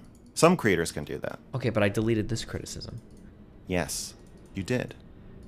You did. And I typically will delete most criticisms where the post is like super, like lots of random personal attacks and bad critical engagement with the subject matter. But what if, but your justification for deleting it doesn't make any sense. It does. You just don't like it. So to you, you're saying it doesn't make sense. Okay, so here's your stance. Yeah. If I understand it. Go ahead. People can criticize you and your subreddit, and they can disagree with you. Yeah. But if they're going to disagree with you, they have to meet your standard of civility and saying that you are being weaselly in a debate or that you are gaslighting in a debate is too uncivil for you. Okay. You are not phrasing that post charitably. If it was a well thought out, well reasoned post, and it included, like, I think he was being weaselly, the post would stand. If the post has almost zero critical engagement with the debate, starts out with a goddamn, this is painful, says I'm not being critical of myself at all, says that I'm doing a Britney argument, and that I'm gaslighting, that's not a post it's worth, like, even having on my sub. There's no good critical engagement there with what's going on at all. I agree with the post, though. I agree with everything. That's fine. And and there's sometimes people can post. You did do the Britney argument. I'm okay. You did. You did. You said I'm just a wee little YouTuber who I don't have responsibility. Who cares what I think? I'm just a little drop in the ocean. Okay. That is the Britney. That's the Britney defense. Hold on. You either missed the entire conversation or you are so unimaginably uncharitable with that interpretation. What I said was, I do not have the power to reclaim the meanings of words. I can't do that. Nobody on YouTube can do that. PewDiePie could not take back the meanings of words. Words like Nazi or racist or rapist or fascist or communist, those words don't mean anything anymore. That's what I said. And when you said, well, can't you make it so that those words do, or can't you? And I said, no, I'm powerless for that. That's gone. That is not the same as saying I have no responsibility. I've never said that before. I think it absolutely is. I think the way these words are used in your community are basically defined by you and the handful of people you talk to. Okay. I don't talk to just my community, so I totally disagree.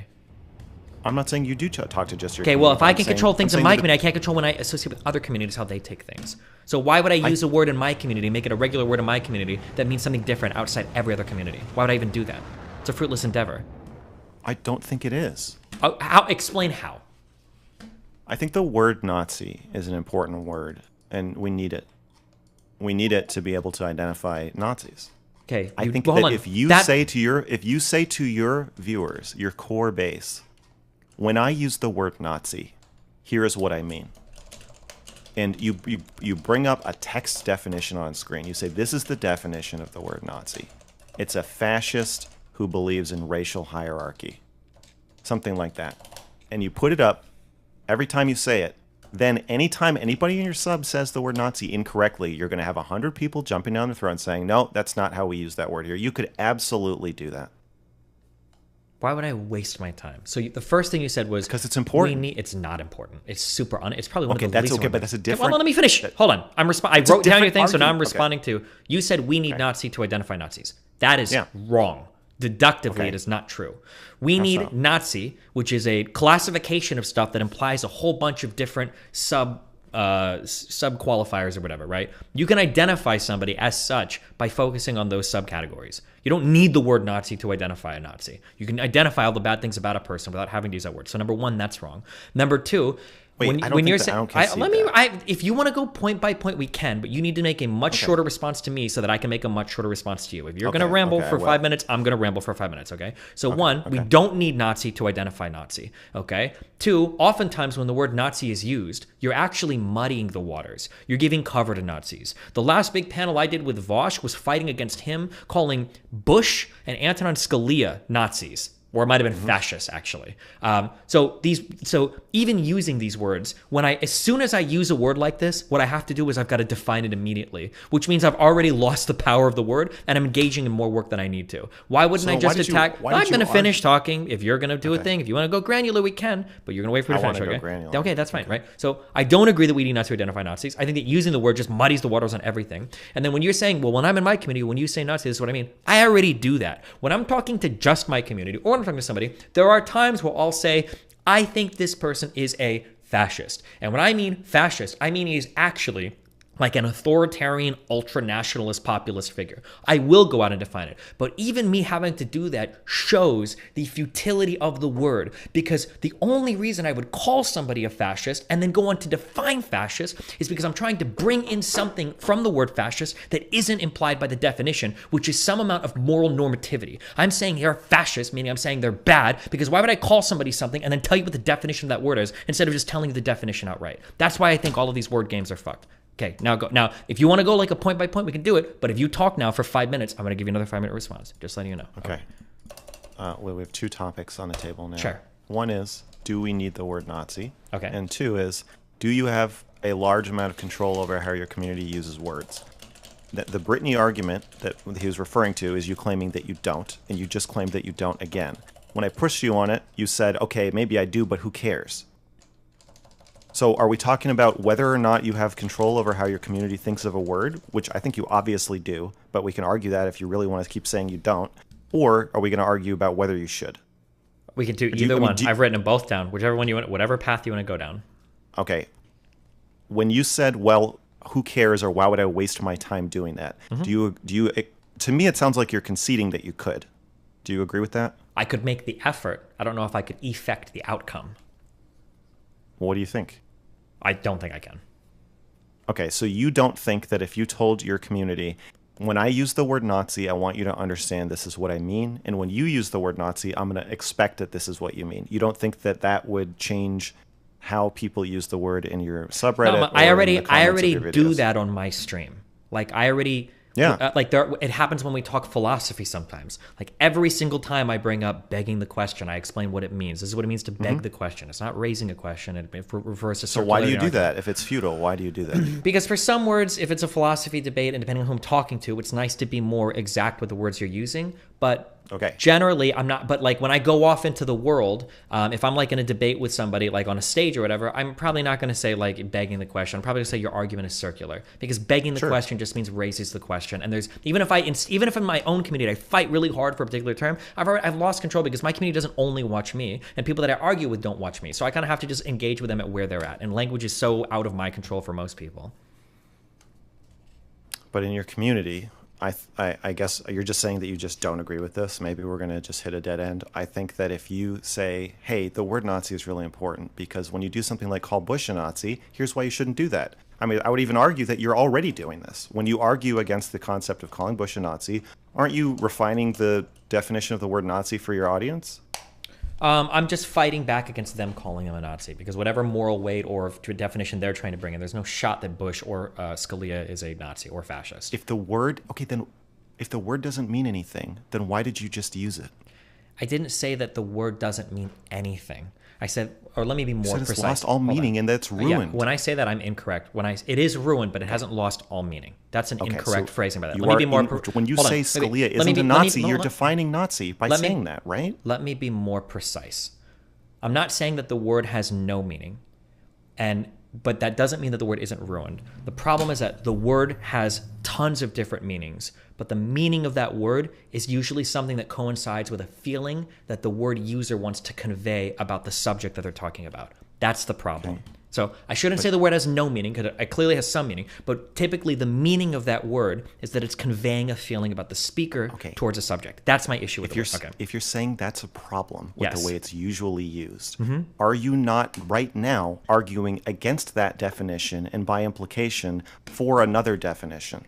I'm arguing against that definition. I would argue in favor of an actual definition, but like when I'm engaging in conversations with people, I can't do the world as I want it to be. I have to get people where they are. I've got to treat people as they are. I've got to come at where people...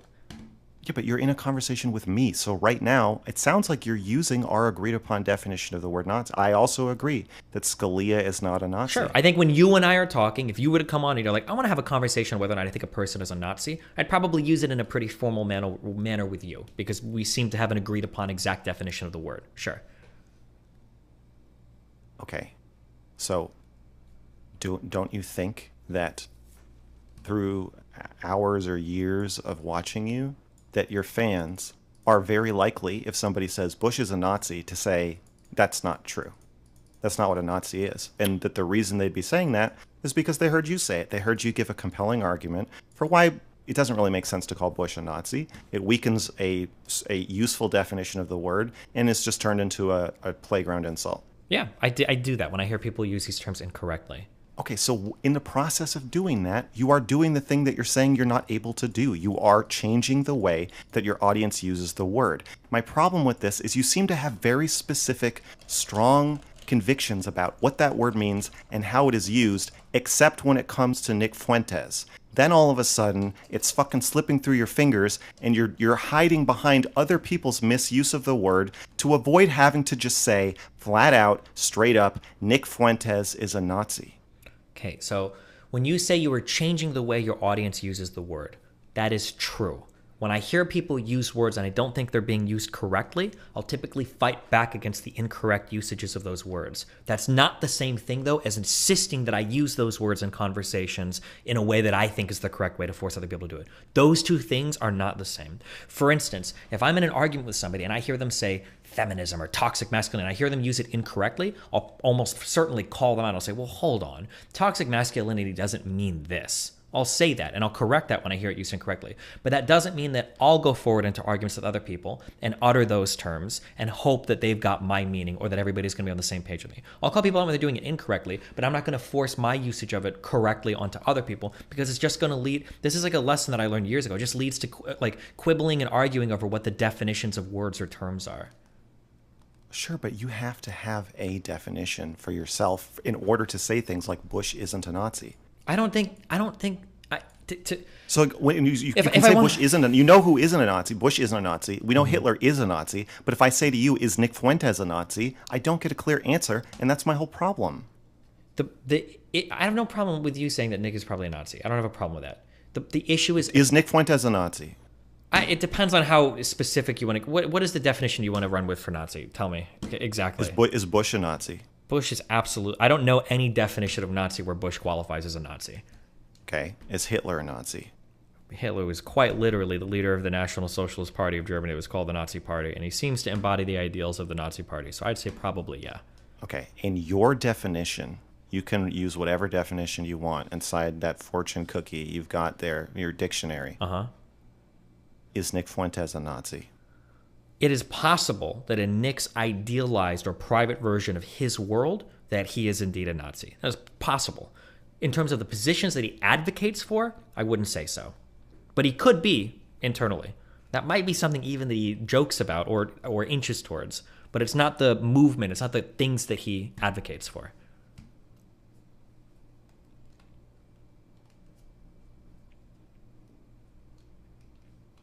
What do you think? Or do you not have an opinion? What do I think what? Do you think he's a Nazi? It's trying to divine like where somebody's mind is a game that I find futile. What is the advantage of me doing that? If I'm right, I gain nothing. And if I'm wrong, I lose everything. And I look like an idiot. Why wouldn't I just attack him or engage him with his prescriptions or his jokes? Those are the areas that I would go to fight. Why would I try to box with shadows when I'm trying to figure out what he might be in his head and then run the risk of either being totally wrong or run the risk of being correct? And then what's the next step? To fight on his positions. Because if somebody operates in shadows, you have to box with shadows in order to push back.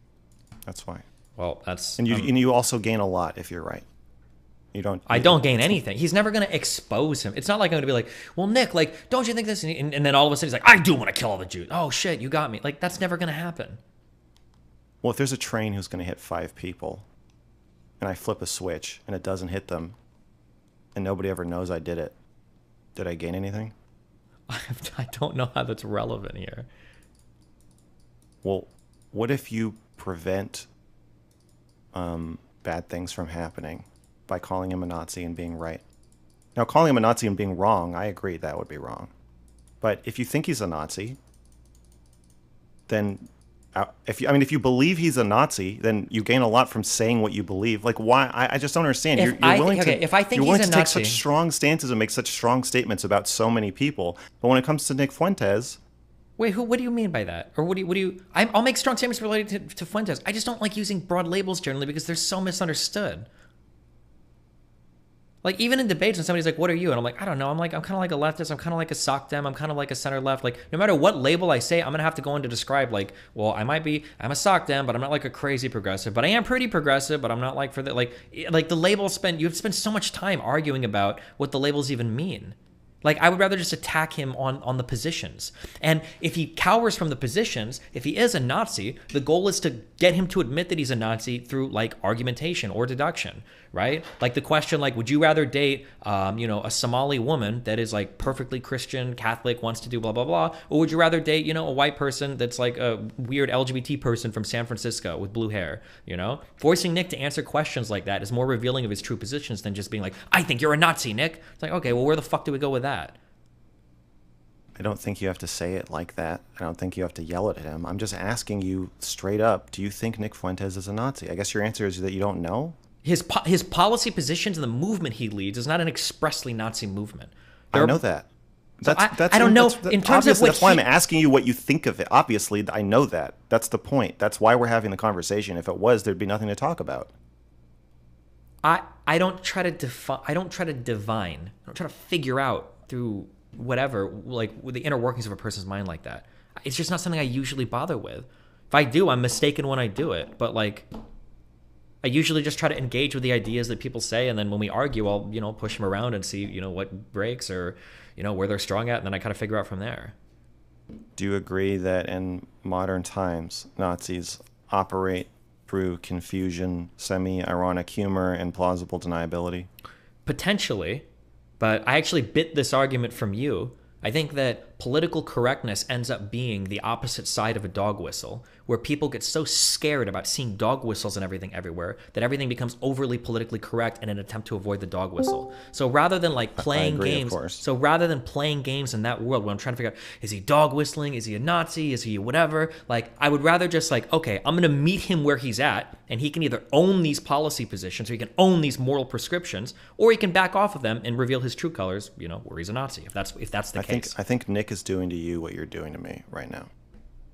What is that? Hey, what's up, Jidion? What is he doing? What's good, Dustin? Hey, Jidion. What's up, bro? What's your name? Mr. Girl or Max. What's up, Max? How you doing, bro? I'm good. How are you? Good. What you're doing to me is you are creating confusion around the definition of words or what we're even talking about. Everything is spiraling off into different sides, and at the end of the conversation, nobody knows what you really think about Fuentes or Nazism or what a Nazi is, and you've created a bunch of tangentially related micro arguments that you can win. You set up and you win them really quickly. And so, if you look at the scoreboard, I'm losing by a lot because you've won 900 arguments. But there's only one or two that I'm trying to have with you. One is, do we need the word Nazi? And two is, do you have the power to define that word for your audience? And I don't think you've really answered either of those questions. So you won 900 arguments, but the two that we're having, you've evaded. And I think Nick is doing the same thing to you. He becomes, shadows. That's the whole point. Because he's not welcome in the daylight. I wish he were. I wish that YouTube would let a Nazi come on and say, I'm a Nazi and I want to kill all the Jews. And then we would know. We wouldn't have to just say, well, based on everything you've said, I have this big chart of every data point of everything you've ever said, and I've determined that statistically speaking, it's an impossibility that you're not a Nazi. You have to be a Nazi, given what you've said. So here's why I disagree. You say that I'm creating confusion around the definition of words and what we're talking about. I disagree. I wish I could go back to the conversation. I think it might have been a lot of people in here. I think it was like Fuentes, Abba, Jidion, I think Don, Sneeko, and a couple other people were in that room. And I think at some point, people were literally asking like, oh my God, like, aren't you a Nazi or whatever? And Nick is very easily able to weasel around that word because who the fuck even knows what Nazi means? And he did it pretty effectively. And I think it wasn't until I stepped in and I started asking specific questions like, do you think white people and black people having children is degenerate? Once specific questions like that start coming out, it's a lot harder for him to get away from that than for me going, aren't you a Nazi who believes in racial hierarchical structures? Well, you know, I mean, is there a racial hierarchy? I don't know if I'd say that. Like, white people are different than black people who are different than Asian people, and they should blah, blah, blah, blah, blah. Like, using this word Nazi. But that's what you're doing. I got, hold on, wait. Remember, anytime that's what you, you're wait. now. No. Anytime you ramble, I'm going to ramble. So I just wrote down everything you said, so I'm responding to everything you said, okay? I'm not the one creating the confusion. I think I'm the one that's looking for clarity by having real conversations about the real ideas and the real policy positions, not hanging on to a word and trying to bring it in and like make everything fit, like, is he a Nazi here? I don't care about that. I don't want somebody to dislike somebody because they're a Nazi. I don't care how they feel about somebody. Disliking him, Let bro. me finish. Okay, if somebody doesn't like somebody or if somebody doesn't like their policies or thinks they're evil, I want it to be because they know specifically where that person stands on certain moral or political issues, right? That guy's a Nazi. Okay, I don't know anything about that. That guy's opposed to misogyny. He doesn't think that interracial marriages should happen, and he thinks gay people should be killed. Okay, those are strong positions that I don't think I would like that person. I prefer the latter to the former because in this media environment, when somebody says Nazi, that word means fucking nothing, okay? When you say this, hold on, I've got it. If you want to go granular, we can go. But when you ramble a lot, I'm going to ramble. This isn't granular. You're just fucking. No, we're not granular. You're gaslighting me. You're gaslighting me. You can look at my stream. I literally wrote down everything you said, and I'm responding point by point. You have a list of things to not respond to. No, I'm writing down everything you're saying. If you want to talk a lot, I have to. Okay, so you said nobody really knows what you think. Everybody knows exactly what I think. They might not know, I guess, like my precise definition of the word Nazi, but they know where I stand on all the moral issues. They know where I stand on the policy issues. And when I argue with somebody, they know where they stand on the moral issues and policy issues. And that's more important than whether or not we all agree on what the word Nazi or fascist means and if we've applied the label correctly. Because who the fuck cares? And then when you say you're creating... I care. Obviously, I care. You say when you're creating confusion around the definition of words and what we're talking about, wrong. Bringing in those words, I think, is what creates the confusion. I think that I'm providing clarity by focusing on the actual subject matter and not focusing on trying to use the words. When you say nobody really knows what you think, or I'm just creating micro arguments, everybody knows what I think. They might just not know how I apply a really broad word like fascist or communist or whatever, but they know very precisely or specifically where I stand on a given issue that we're talking about. When you say, do we need the word Nazi? I wish we had words like that were highly descriptive, but all of them have been destroyed. And I've said it a million times. Nazi, pedophile, racist, rapist, transphobic. I don't know what any of these words. Absolutely need these words. But they're gone now. They're already gone. We've lost them. They're not gone. When you use them frequently. When you said, do you have the power to define that word to your audience? I kind of do, but when I use them, I have to define them every time. And it's frustrating. Yes, but I do it. I do that. I'll say like, man, this guy's like transphobic. And when I say transphobic, I mean he like actually wants to get rid of like HRT. I got to define it every time, which shows that the words are destroyed. And then when you say he becomes shadows, he's not welcome in the daylight, the way that he remains a shadow is by trying to use the word Nazi instead of bringing him out and exposing his particular positions. Okay, if you want to go point by point, we can, but I'm writing down as you speak, and if you speak a lot, I will respond a lot. Okay, go ahead. But I think you're literally gaslighting me. These are not the points I'm making. You're not responding to the points I'm making. You're setting up straw man after straw man. I'm writing down your exact words. No, you're responding to things like, oh, I don't think we should not like somebody because of a label.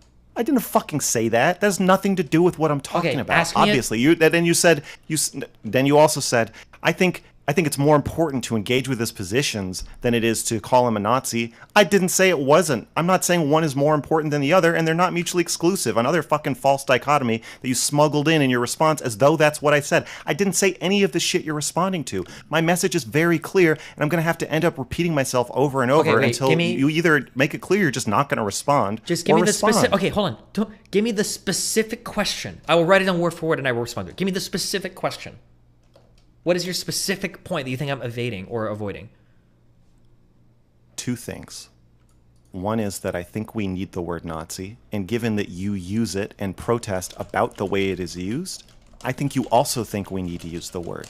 The only time I'm hearing you, you're telling story after story of yourself using the word, arguing against other people using the word, and arguing over the definition of the word. So it seems like usually you're in agreement with me about the fact that this word should be used explicitly to describe people who fit your and my definition of Nazi, which I believe is pretty similar. So, except when it comes to Nick Fuentes, you say, who cares? I don't care about that word. I don't care about calling people a Nazi. Well, then why can't I call Bush a Nazi? If you don't care about who's a Nazi and who isn't, then why can't I call Bush? Then when I ask you, is Nick Fuentes a Nazi? You say 500 words in response. It's a yes, no, or I don't know, or I don't know yet. But you have interrogated him about his policy positions for weeks or months or years. You have your own definition of Nazi. So why can't you make a determination? Like, isn't it kind of weird that you don't know if he's a Nazi at this point? I already gave you an answer to that. But when you ask me, is he a Nazi? That's a very simple sentence. Do you understand that there's a lot of... Okay, well, the actual answer, definitionally, to your question is a resounding no. Okay. If you want to play hardcore, he's not a National Socialist. So the answer is no. No. By your definition... No, hold on. Wait. When you say the actual definition, are you now smuggling in a new definition that you can hide behind instead of yours? Well, no. If you want to be... Your definition of Nazi, is Nick Fuentes a Nazi? Hold on. Stop. If you want to be ultra fucking 100% we get out with the dictionary, does he belong to the National Socialist Party of Germany? No. Do you want to ask me if he's a neo-Nazi or if he belongs to a neo-Nazi party? What I'm trying to make you understand is that you feel like your questions are simple and demand simple answers, but they're not. Yes. The words are everything in these statements is incredibly complicated and loaded. There's two sides of this question. One is, what do you think Nick Fuentes believes? And the other is, what do you think is a Nazi? And I'm asking you if the two things line up. That's it. And it's a mystery what Nick Fuentes truly believes, because he won't say what he truly believes. I don't care. He's dodgy and evasive. It doesn't matter if he says what he truly believes. I can fight him on what he says. And those are the things that we'll fight about. You can't live... You are changing the frame of what I'm asking you. There are two sides to this question. I don't care about the second side. That's the point. I don't care about what a Nazi is. That's fine if you don't care about it, but let me finish. There's two sides to the question. What is Nick Fuentes? What is Nazi? And should we put an equal sign between them? When I ask you about the Nick Fuentes side, you say, who cares what he is? So you evade that question. You say, I don't know. Even after hours of talking with him or weeks of talking with him, I don't know. I don't know what his true stance is, and it doesn't matter. I don't want to know. Okay, well, you don't want to know, you don't know. Those are all the same. Basically, it's a big question mark, a big cloud of confusion from you. You don't know what Nick Fuentes' positions are. No, stop saying that. You're lying. I know what Fuentes' positions are. You probably don't know what his positions are because you're so obsessed with the word Nazi. You just want me to try to see if I can get some positions. If you know what his positions are, then why are you talking about trying to divine his inner being?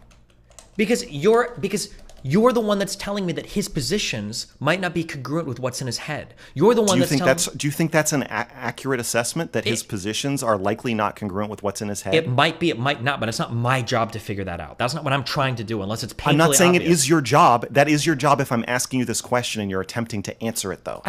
Again, there's two sides to the equal... No, you're just changing the subject. There's two sides to the equal sign. One is, what is Nick Fuentes? And we can say, what are his policies or who is he underneath? Obviously, since I'm calling him a liar and a sneaky manipulator, obviously I'm referring to what is he underneath and I can tell you that there's let me finish. I'm saying, what is he going to do if he gets power? And so to assess that, I said, do you think he would commit genocide if he were the dictator? And you said, yeah, maybe I think there's a chance. You said I think there's a much greater chance of him doing that than the average person. Probably, yeah, for sure. Okay, so again, but these are inductions that I don't gain anything by engaging in this level of induction. I'm not talking about what you gain from it.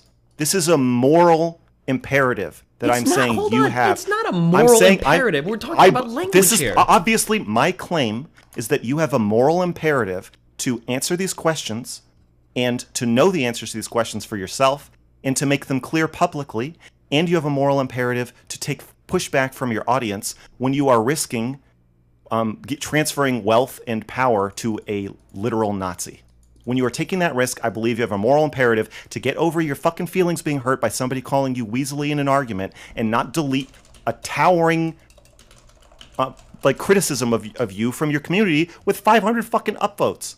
I think you have a moral imperative to not do that. So I'm not saying you're going to gain anything from following my advice. In fact, I can almost guarantee you that your personal gain will be best served by you befriending Nazis and platforming them. It makes, as long as you don't get banned, it makes you sexy and makes you dangerous. It gives you access to a whole group of people who secretly have Nazi beliefs and are going to feel warm and want to, join your community for that. It will broaden your horizons in a way that cozying up to the left never could. Yo, Absolutely. Mr. Girl, can I ask you a question? Yeah. So, obviously I just got in here, but from what I gathered, is your stance on, I'm guessing you don't believe in that ideology, right? The Nazi ideology? Yeah. I don't agree with Nazis, no. Oh, okay. Well, let me rephrase that. Do you agree with Nick Fuentes and stuff? No. Okay. So since you don't agree with that, is your thing is you're trying to say, okay, yeah, these people are bad, but they shouldn't be deplatformed because we need to be able to point them out? I believe that there is a problem with the way social media companies boost ideas that get strong emotional reactions from people. So the way they work now, I think it's dangerous to have him on YouTube. But the solution to that is for YouTube to not boost. They just have to change their algorithms. But I don't think deplatforming is the solution. So I don't want to see Nick Fuentes erased from the internet. I think he should be allowed to have a YouTube channel. Even though I strongly disagree with his ideas. So you're strongly against deplatforming. Yeah. I would say me too. I'm against deplatforming because me being a black man, I would much rather have someone be outwardly racist to me than that's how I like to coin liberal racism, where it's semantics. And they use the things of gentrification and hiding behind big words or big phrases. Me personally, I would rather someone's yeah, that dude's just straight up racist. He has his channel over there. Everybody that's subscribed to that channel or listens to him, they're pretty much a racist. It's oh, okay, so now I know to stay away from them. Where agreed. Yeah, and I think that because we're so intolerant of that, it forces people like Nick Fuentes, who I believe is a Nazi, to hide his beliefs and create confusion around who he is and what he wants to do. And because this has happened, and it seems like Fuentes is a Nazi who is trying to create confusion around who he is, I have some criticisms for Destiny Steven here, having chicken and waffles with him and making him seem like a quirky, dorky Christian, awkward around women, innocent kid, because he's not. So, Destiny, what is your opposition to what Mr. Girl's saying? So I believe that in today's climate of political discourse on Twitter everywhere around the world, I think that a lot of the words that we've used have become so watered down that instead of them actually conveying meaning about a person, they just tell us how the author or speaker feels about a person. So for instance, when I hear somebody say, John is a rapist, what I'm really hearing somebody say is, John is a person that I really don't like, who has maybe done rude or bad things to women, but I don't know what that means anymore. Because rapist to you might mean that he literally drugged a woman and forcibly penetrated her, or it might mean that he tried to sext with her when she said no, or sent her a dick pic that she didn't want. Because people use that word to mean so much now. Or when somebody calls somebody a fascist or a Nazi, that guy's a Nazi. What do you mean? Oh, well, he's got a Blue Lives Matter flag. Well, that doesn't make you a Nazi. Or someone says he's a fascist. How do you know he's a fascist? He voted for Trump. Well, that doesn't make you a fascist. Is Harvey Weinstein a rapist? I don't know. That's a hard one. Is Bill Cosby a rapist? Bill Cosby, probably. That's a really hard one too, but not because of what he's accused of doing, but because of the way that all those trials went down is more complicated. But can you finish I would have to look at the Weinstein stuff. I don't know 100% what was going on with that, but the Cosby stuff, the way that went down, there's a reason why that conviction got overturned. But I don't know the Harvey Weinstein stories 100%. I know that he used his position of power, but I don't know if he engaged in forcible rape or anything like that. I'm not sure. I'd have to go back and look at the stuff. But so because these words have gotten so watered down or so fucked, usually when I'm engaging somebody in a conversation, what I just want to find out is I want to find out, what do you believe? And then I want to like hit on those points. So when I'm giving somebody like Fuentes, the way that most people will argue with Fuentes is they'll be like, okay, well, aren't you a Nazi? Like, you're a Nazi, and I think Nazis are really bad. Like, you're a fascist, dude. Like, that's kind of all that they're doing. They're using those words to bring out the more weight of those words to attack the person, and then that's kind of it. And I feel like people that watch that conversation don't really get swayed one way or another. If you don't like Nazis or people called Nazis, you're not going to like them. If you do like them, it's not going to do anything. But if you like can penetrate those words and move past them and be like, okay, well, what do you think about this or this? And actually engage with the ideas. I like that approach way more, because then I can actually like move a conversation forward to either condemn somebody for a particular belief or change their mind on something. That's usually what I prefer. So from what I'm hearing, it's just like, it really sounds like you guys aren't too far off from each other. So where's like the disagreement coming at? The disagreement is that I believe that Fuentes is using Steven to create confusion and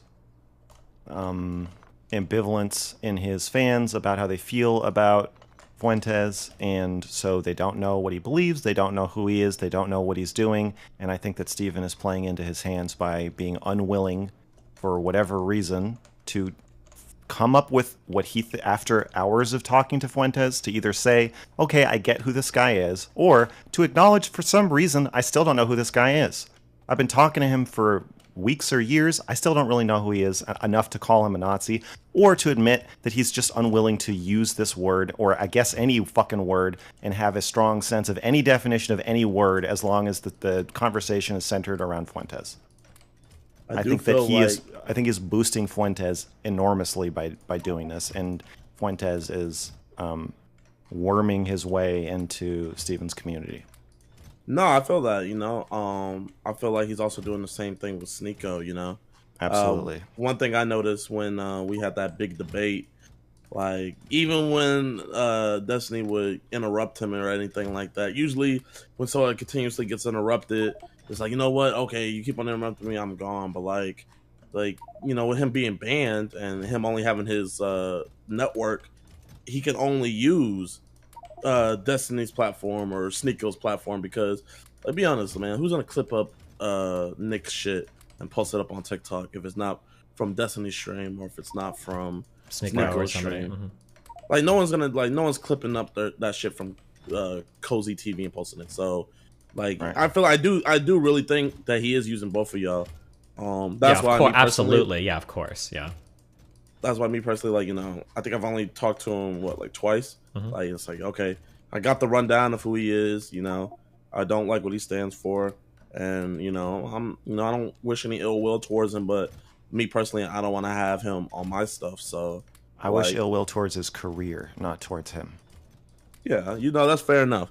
But like, you know, I'm not gonna like platform it, like to an extent. We all use people, you know, like if I have Destiny on my stream, you know, I'm using Destiny. Or if, you know, whenever I join his, he's using me. Or if he reacts to one of my videos, he's using me. If I react to one of his videos, he's using me. But it's one of those mutual things. Whereas, like, I feel unless, you know, Destiny thinks it's, like, good content and stuff, then obviously, you know, keep on having Nick on. But, like, I just feel like, you know, if you do, I feel like you have to know what he's about and everything. So it's like, what new ground is there to tackle with I think Destiny? With Nick. The question is, what does Fuentes want to use you for? So when you and Steven go on each other's streams, you're using each other for money or views or clout or whatever, like, that's fine. Fuentes doesn't want that. Fuentes wants to be a political power. He wants to be president, or more than president. He wants power. And when he has that power, Steven has said there is a chance he's going to commit genocide. He certainly wouldn't rule it out. So when he's using you to grow his platform so that he can perhaps kill you, or me, or people like us, or gay people, I don't think it's the same. I don't think you should be saying, oh, well, if it's good content, do it. I don't agree with that. Hold on. At So all. to be clear, my statement has never been it's good content, do it. So my issue is that what I've seen. I know, but that's what Jidion just said. I'm responding to what he said. My bad. The implication was that was my reason. My bad. No, Maybe I know your reasoning is different. Okay. But you saying your reasoning does not counteract my reason for you to not do it. Sure. you are transferring power and wealth to somebody who may want to commit mass murder. Sure. I feel like, this is a conversation. I know you're talking to Destiny about it, but like I feel like this conversation is more warranted towards Sneeko, because if anything, like when we had him on the debate, like it was crazy. Like his whole chat was W Nick, W Nick, W Nick, W Nick, or like it was the whole comment section being like, but we need more of Nick, man. I like Nick. Or it's like, I didn't know about this Nick guy before, but I really like him. That's Steven's fault, right? I don't know how Sneeko got introduced to Nick, me personally. Like, okay. To be clear, Sneeko's community was like watching clips of Nick and he was promoting stuff before I ever interacted with him. Although even if it was the other way around, I don't think I would care. But so Mr. Girl, I just feel like you're I think that Steven's connection to Sneeko and Steven's sanitization of Fuentes played a large role in why Sneeko brought him onto that panel. Am I incorrect in assuming that? It could be true. It's not impossible. Do you think it's probable that if you hadn't... I mean, I think that having another friendly face on the panel and knowing that all three of you mutually know each other, you don't... I mean, Sneeko was bringing him on without me being involved. That's the only reason I jumped on this. I saw Nick was there, and I knew that shit was going to get wild. And Abba was messaging me, and I was messaging him, and I was like, oh, shit. Like, Fuentes is about to go off on some wild shit. So that's why I hopped in. But that was before I was ever invited to that panel. So I didn't agree to set that up. I would have never agreed to set something like that up. That was Sneeko dragging him on. Okay. But do you agree that you platforming Fuentes is creating a lot of opportunities for him to have these conversations with other people that are not going to involve you, and people who are much less equipped to argue with him or push back? Yeah, it's potential. There's a potential for that. It's not potentially. It's absolutely. I didn't even know who he was. Yeah, of course he's going to reach out to every fucking person that he possibly can. He's reached out to me too. I've been invited on tons of different panels with Fuentes, and every single time somebody invites me on a panel with him, I say I will interview him one-on-one. We can have a weird, intimate Mr. Girl conversation. That's it. I'm not going to go on a game show with him. I'm not going to debate January 6th with him. I'm not going to do whatever the fuck else I've been invited to do with him. Every single time I've said no. But there's a lot of people who are going to say, yeah. I mean, Steven, are you really not going to acknowledge that you have paved the way for this to happen? I'm not. Hold on.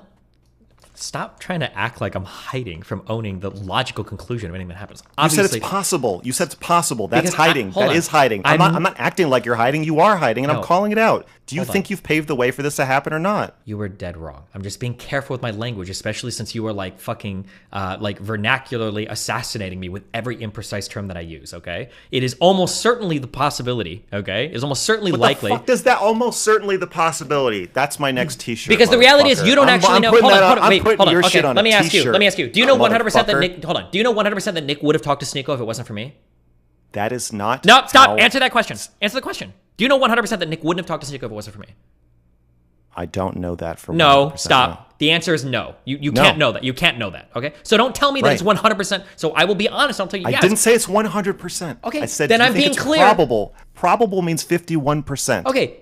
Yes, it's probable / possible / whatever. More likely. I'm increasing the likelihood. No, probable / possible is you evading. No, literally the question. Oh, yeah. You can sigh dramatically, but you're fucking gaslighting me. I'm not. Stop saying I'm gaslighting you. Okay, I want to talk uninterrupted for 10 seconds. Will you just shut up for 10 seconds? Okay, I think you've talked for the majority of this conversation. We go for it. That's because you've been gaslighting me and creating confusion for the majority of the conversation. Possible means less than 50%, or more than 50%, or just means more than 0%. Probable means more than 51%. So if I ask you a question and you say it's possible or probable, all that means is it's not 0%, which doesn't mean anything because we already knew that before I asked you. And the only reason I'm asking you is because I'm saying I think you're paving the way for him, and you're not even willing to admit that you fucking like you, a huge content creator with people we call orbiters, because you give them careers and create paths and relationships for them to network with other creators, are not even willing to acknowledge that you are probably paving the way for Fuentes to grow his base. What the fuck are you talking about? Do you think that's something that I wouldn't say? I just asked you to say it, and you said, I think it's possible or possible / probable or whatever. That I'm increasing his exposure to audiences. Yeah, of course. Okay. That's pretty yes, easy. But the fact that you make it take 5 minutes to get you to concede. Because when I say something, you come back later and you're like, oh, well, the way that you use this word technically here is you actually said that, blah, blah. Okay, sorry. So I'm just trying to be as precise with my language as possible. Okay? You're or being as probable. less precise. You are being less precise intentionally to filibuster and to create confusion. So now whatever Gideon came in here to talk about or ask is gone. The conversation is dead in the water. I respond to him and you say, wait a second, I didn't say that. Every fucking turn, you are derailing the conversation into nothingness and then complaining that I'm talking too much. Okay. There's two sides of the equation. Give me like 5 seconds to just really quickly, okay? So the question was posed to me about whether or not I'm going to assume am I increasing the likelihood of Fuentes becoming connected with larger figures that I'm becoming connected with? The answer to that is obviously yes. Of course, I know that. No, the question wasn't. No, I assumed that, and I assumed you would also bite the bullet on that. But then you disagreed with it, and then I had to ask you the question.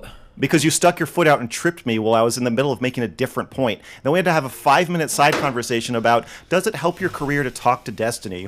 Gee, I don't know. I guess it's possible/probable. And then we have to have a meta argument about that, and then bring in a meta argument about all the other meta arguments that we've had. When actually, you could have just not said anything and let me finish my fucking point. Okay. Did that answer your question, Jay?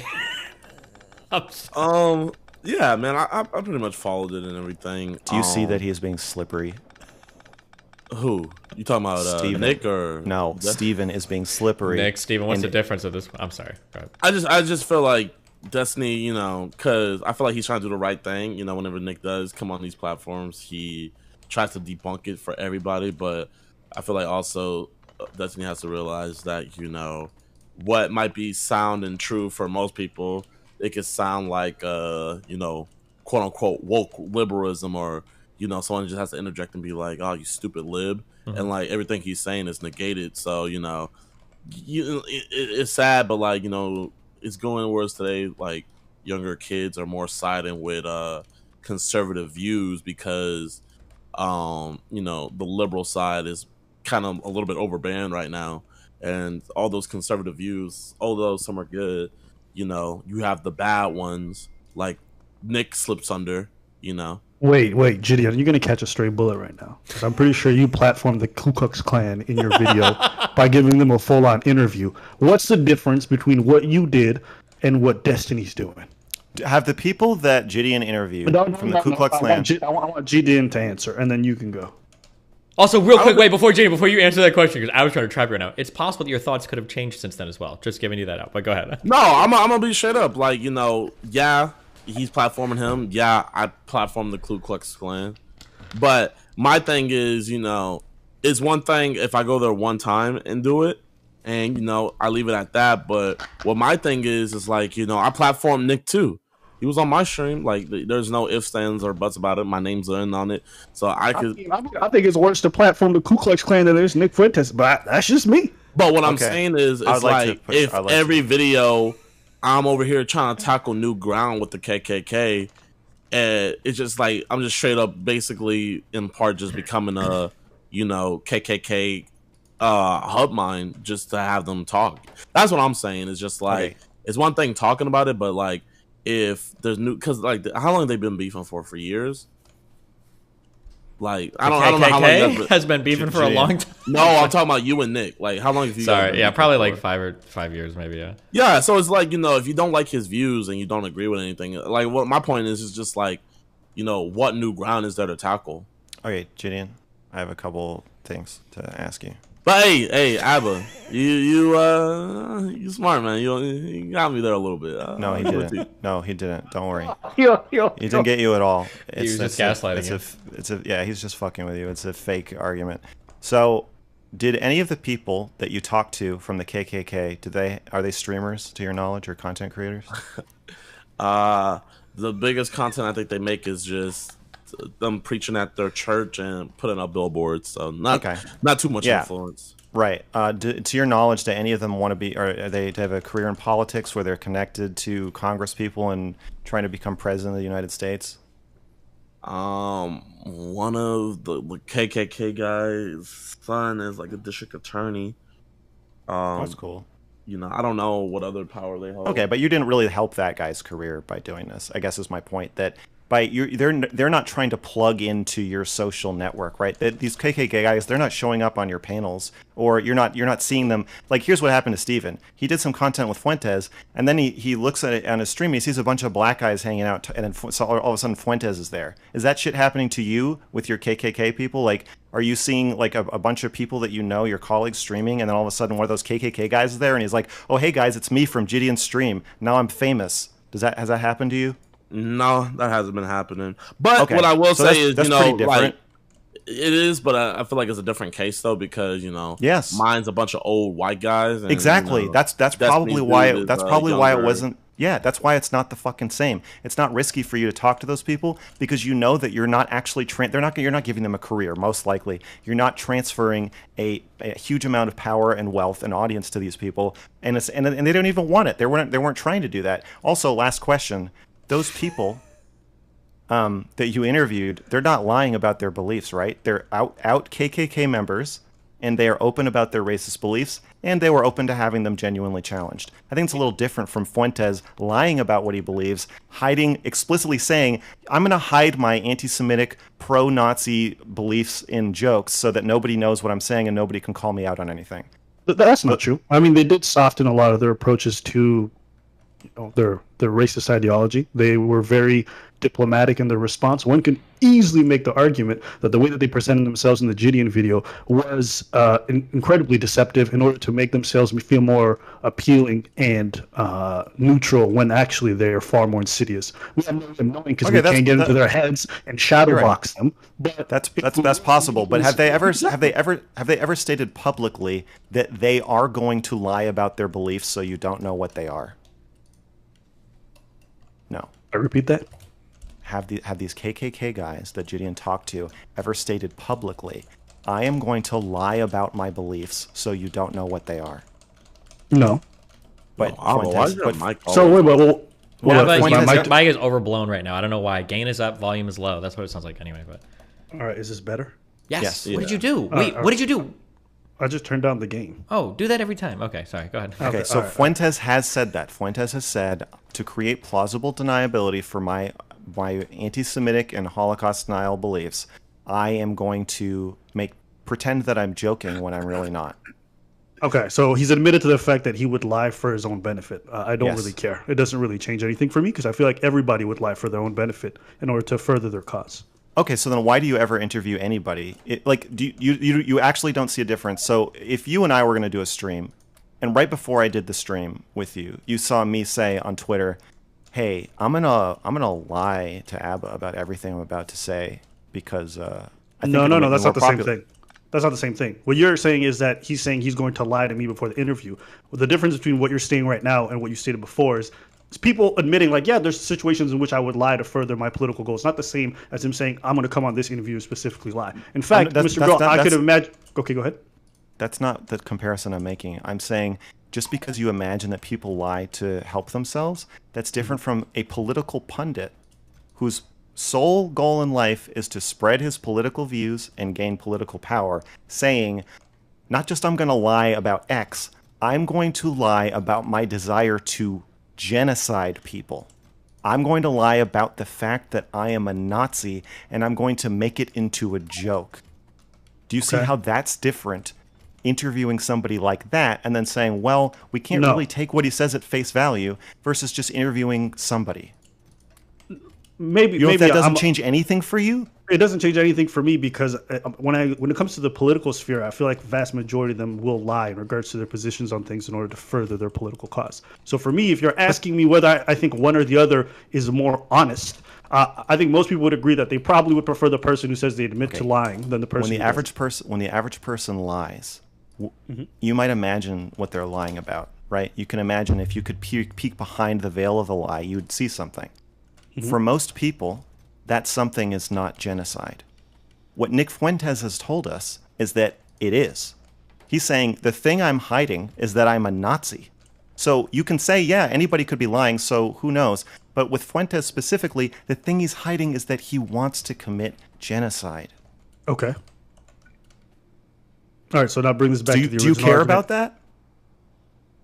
Do I care about the gravity of the lie that he's telling? Sure. Okay, so that is why all of those things taken together, I think it's a little different, and I think it's a gaslighting side tangent that you've brought us on once again to fucking confuse us from what we're actually trying to talk about.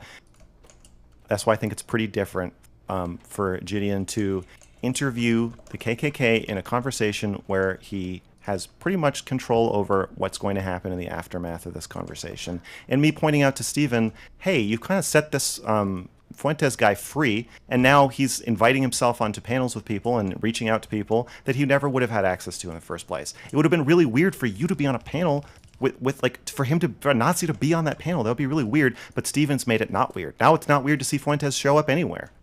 So, Mr. Girl, what do you think the repercussions is going to be with Nick Fuentes like growing in popularity? I don't know. I'm afraid of the worst. What's the worst in your opinion? The worst is he becomes a dictator and you know, puts a lot of people in death camps. That would be the worst. That's the worst case scenario. How the fuck would he become a dictator? Well, it seems like a good path to becoming a dictator now involves convincing the country that democracy doesn't exist and that if you lose an election, the people who won the election are lying. Convincing people that everybody who's acting democratically is against you in a plot and that they're all lying to you, which seems apparently pretty easy to do. I understand what you're saying, but like, there's just I'm not saying it's likely. That's not true that there's no way. It's very unlikely. But yeah, that's the worst case scenario. I think what's more likely is that he grows his fan base and to a pretty large degree, and then kind of burns out at some point in like his late 20s or 30s and just kind of crashes. But before then, I think that he will, like he did at the January 6th insurrection, cause death, terrorism, stochastic terrorism, planned terrorism, minorities and LGBT people being physically attacked and harmed, inspiring this stuff. Yeah, I think so. I think the So is he radical? Is he like? Is he yeah, radical? he's a fucking crazy person. He was there at January 6th, screaming at people to go into the Capitol and take their country back, meaning kill Congress people and kill Mike Pence. Yes, he's radical. Okay. Right, and so you assume that, oh, he's Sneako's friend or he's Steven's friend. You don't know that. You didn't know that he got a subpoena from Congress to come and talk to them about his role in the January 6th insurrection, right? You wouldn't know that.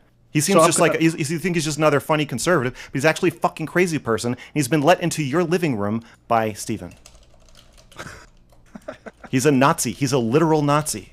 Like, he wants to I'm kill gonna be you. honest with you. He wants to kill.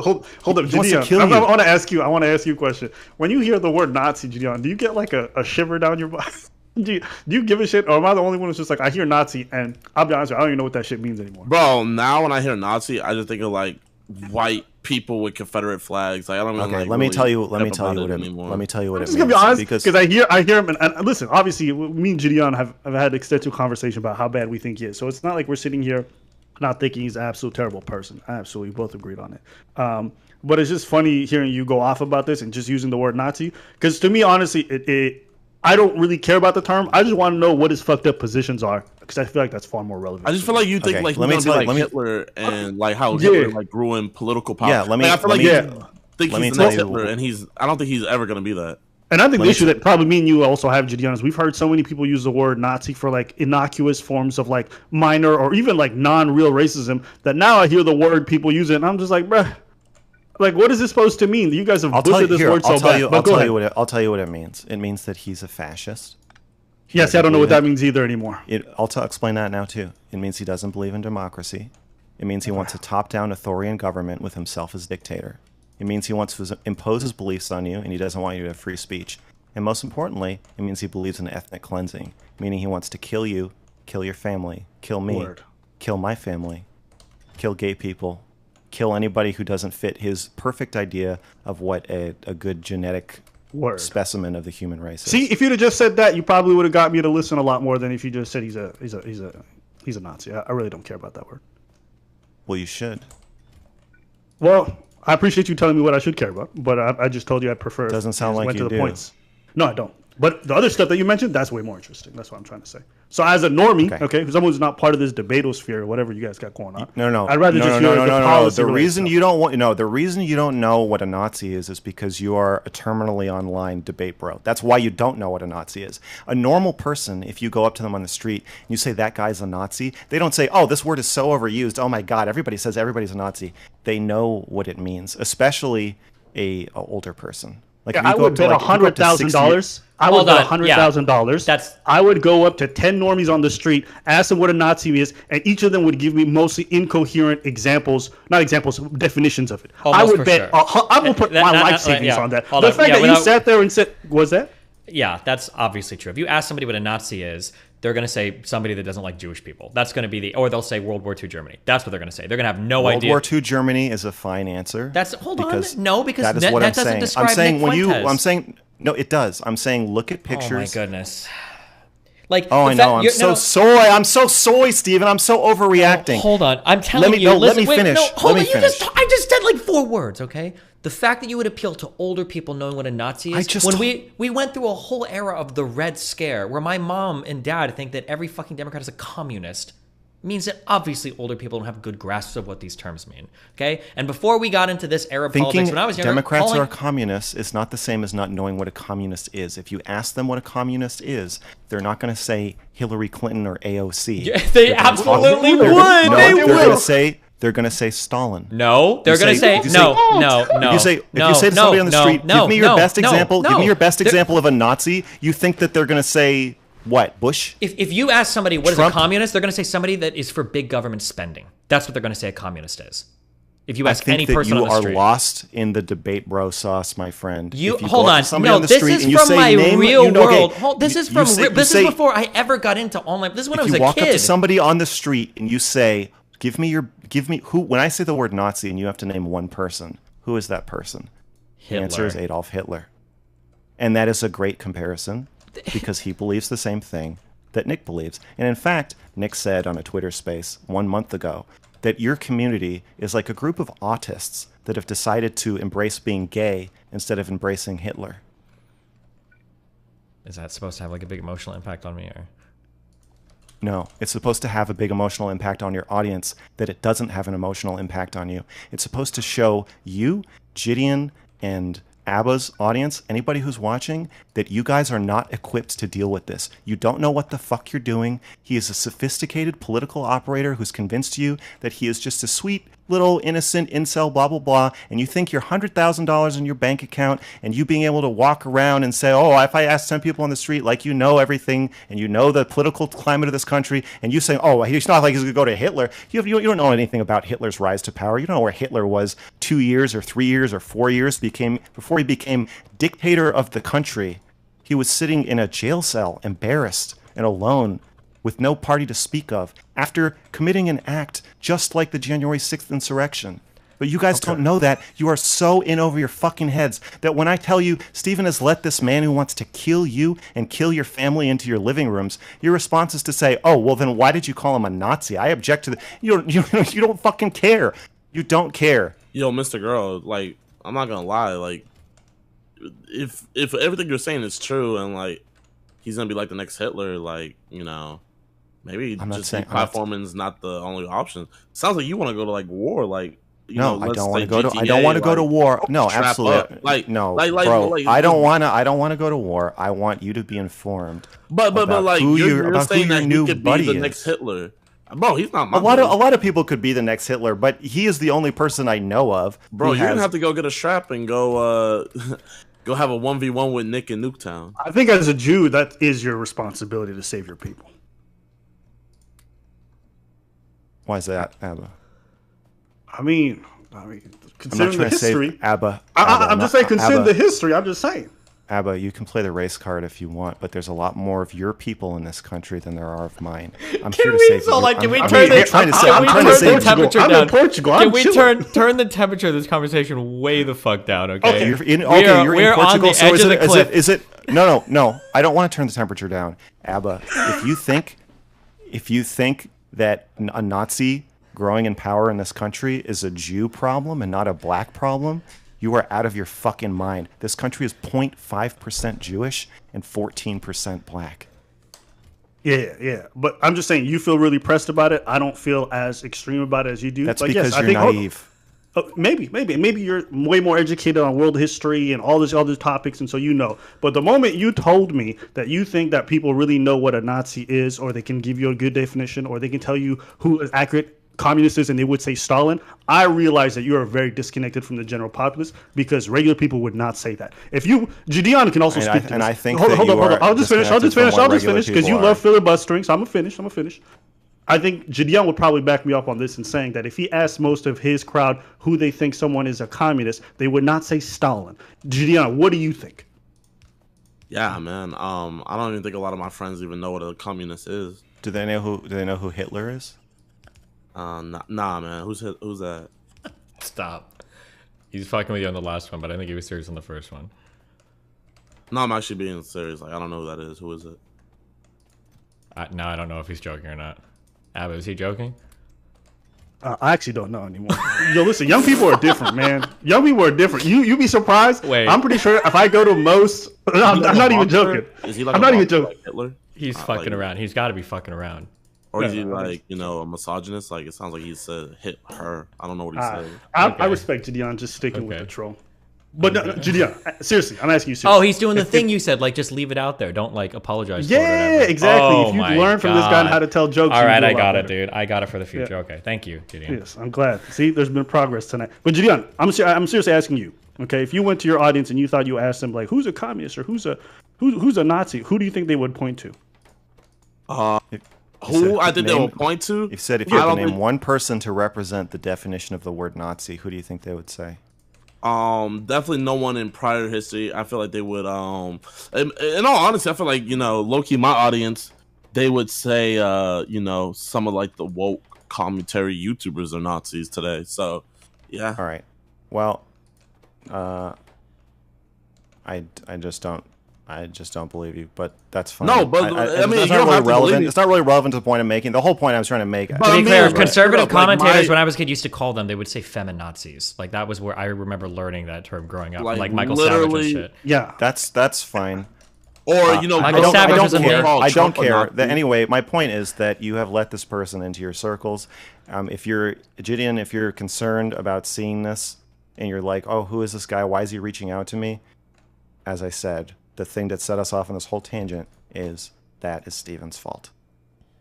I feel like that's fair enough to say. Like, if you want to say like, Steven unleashed the what show is that where they unleash something? I don't know. But you're basically saying Steven unleashed the beast and everything. That's fair enough to say.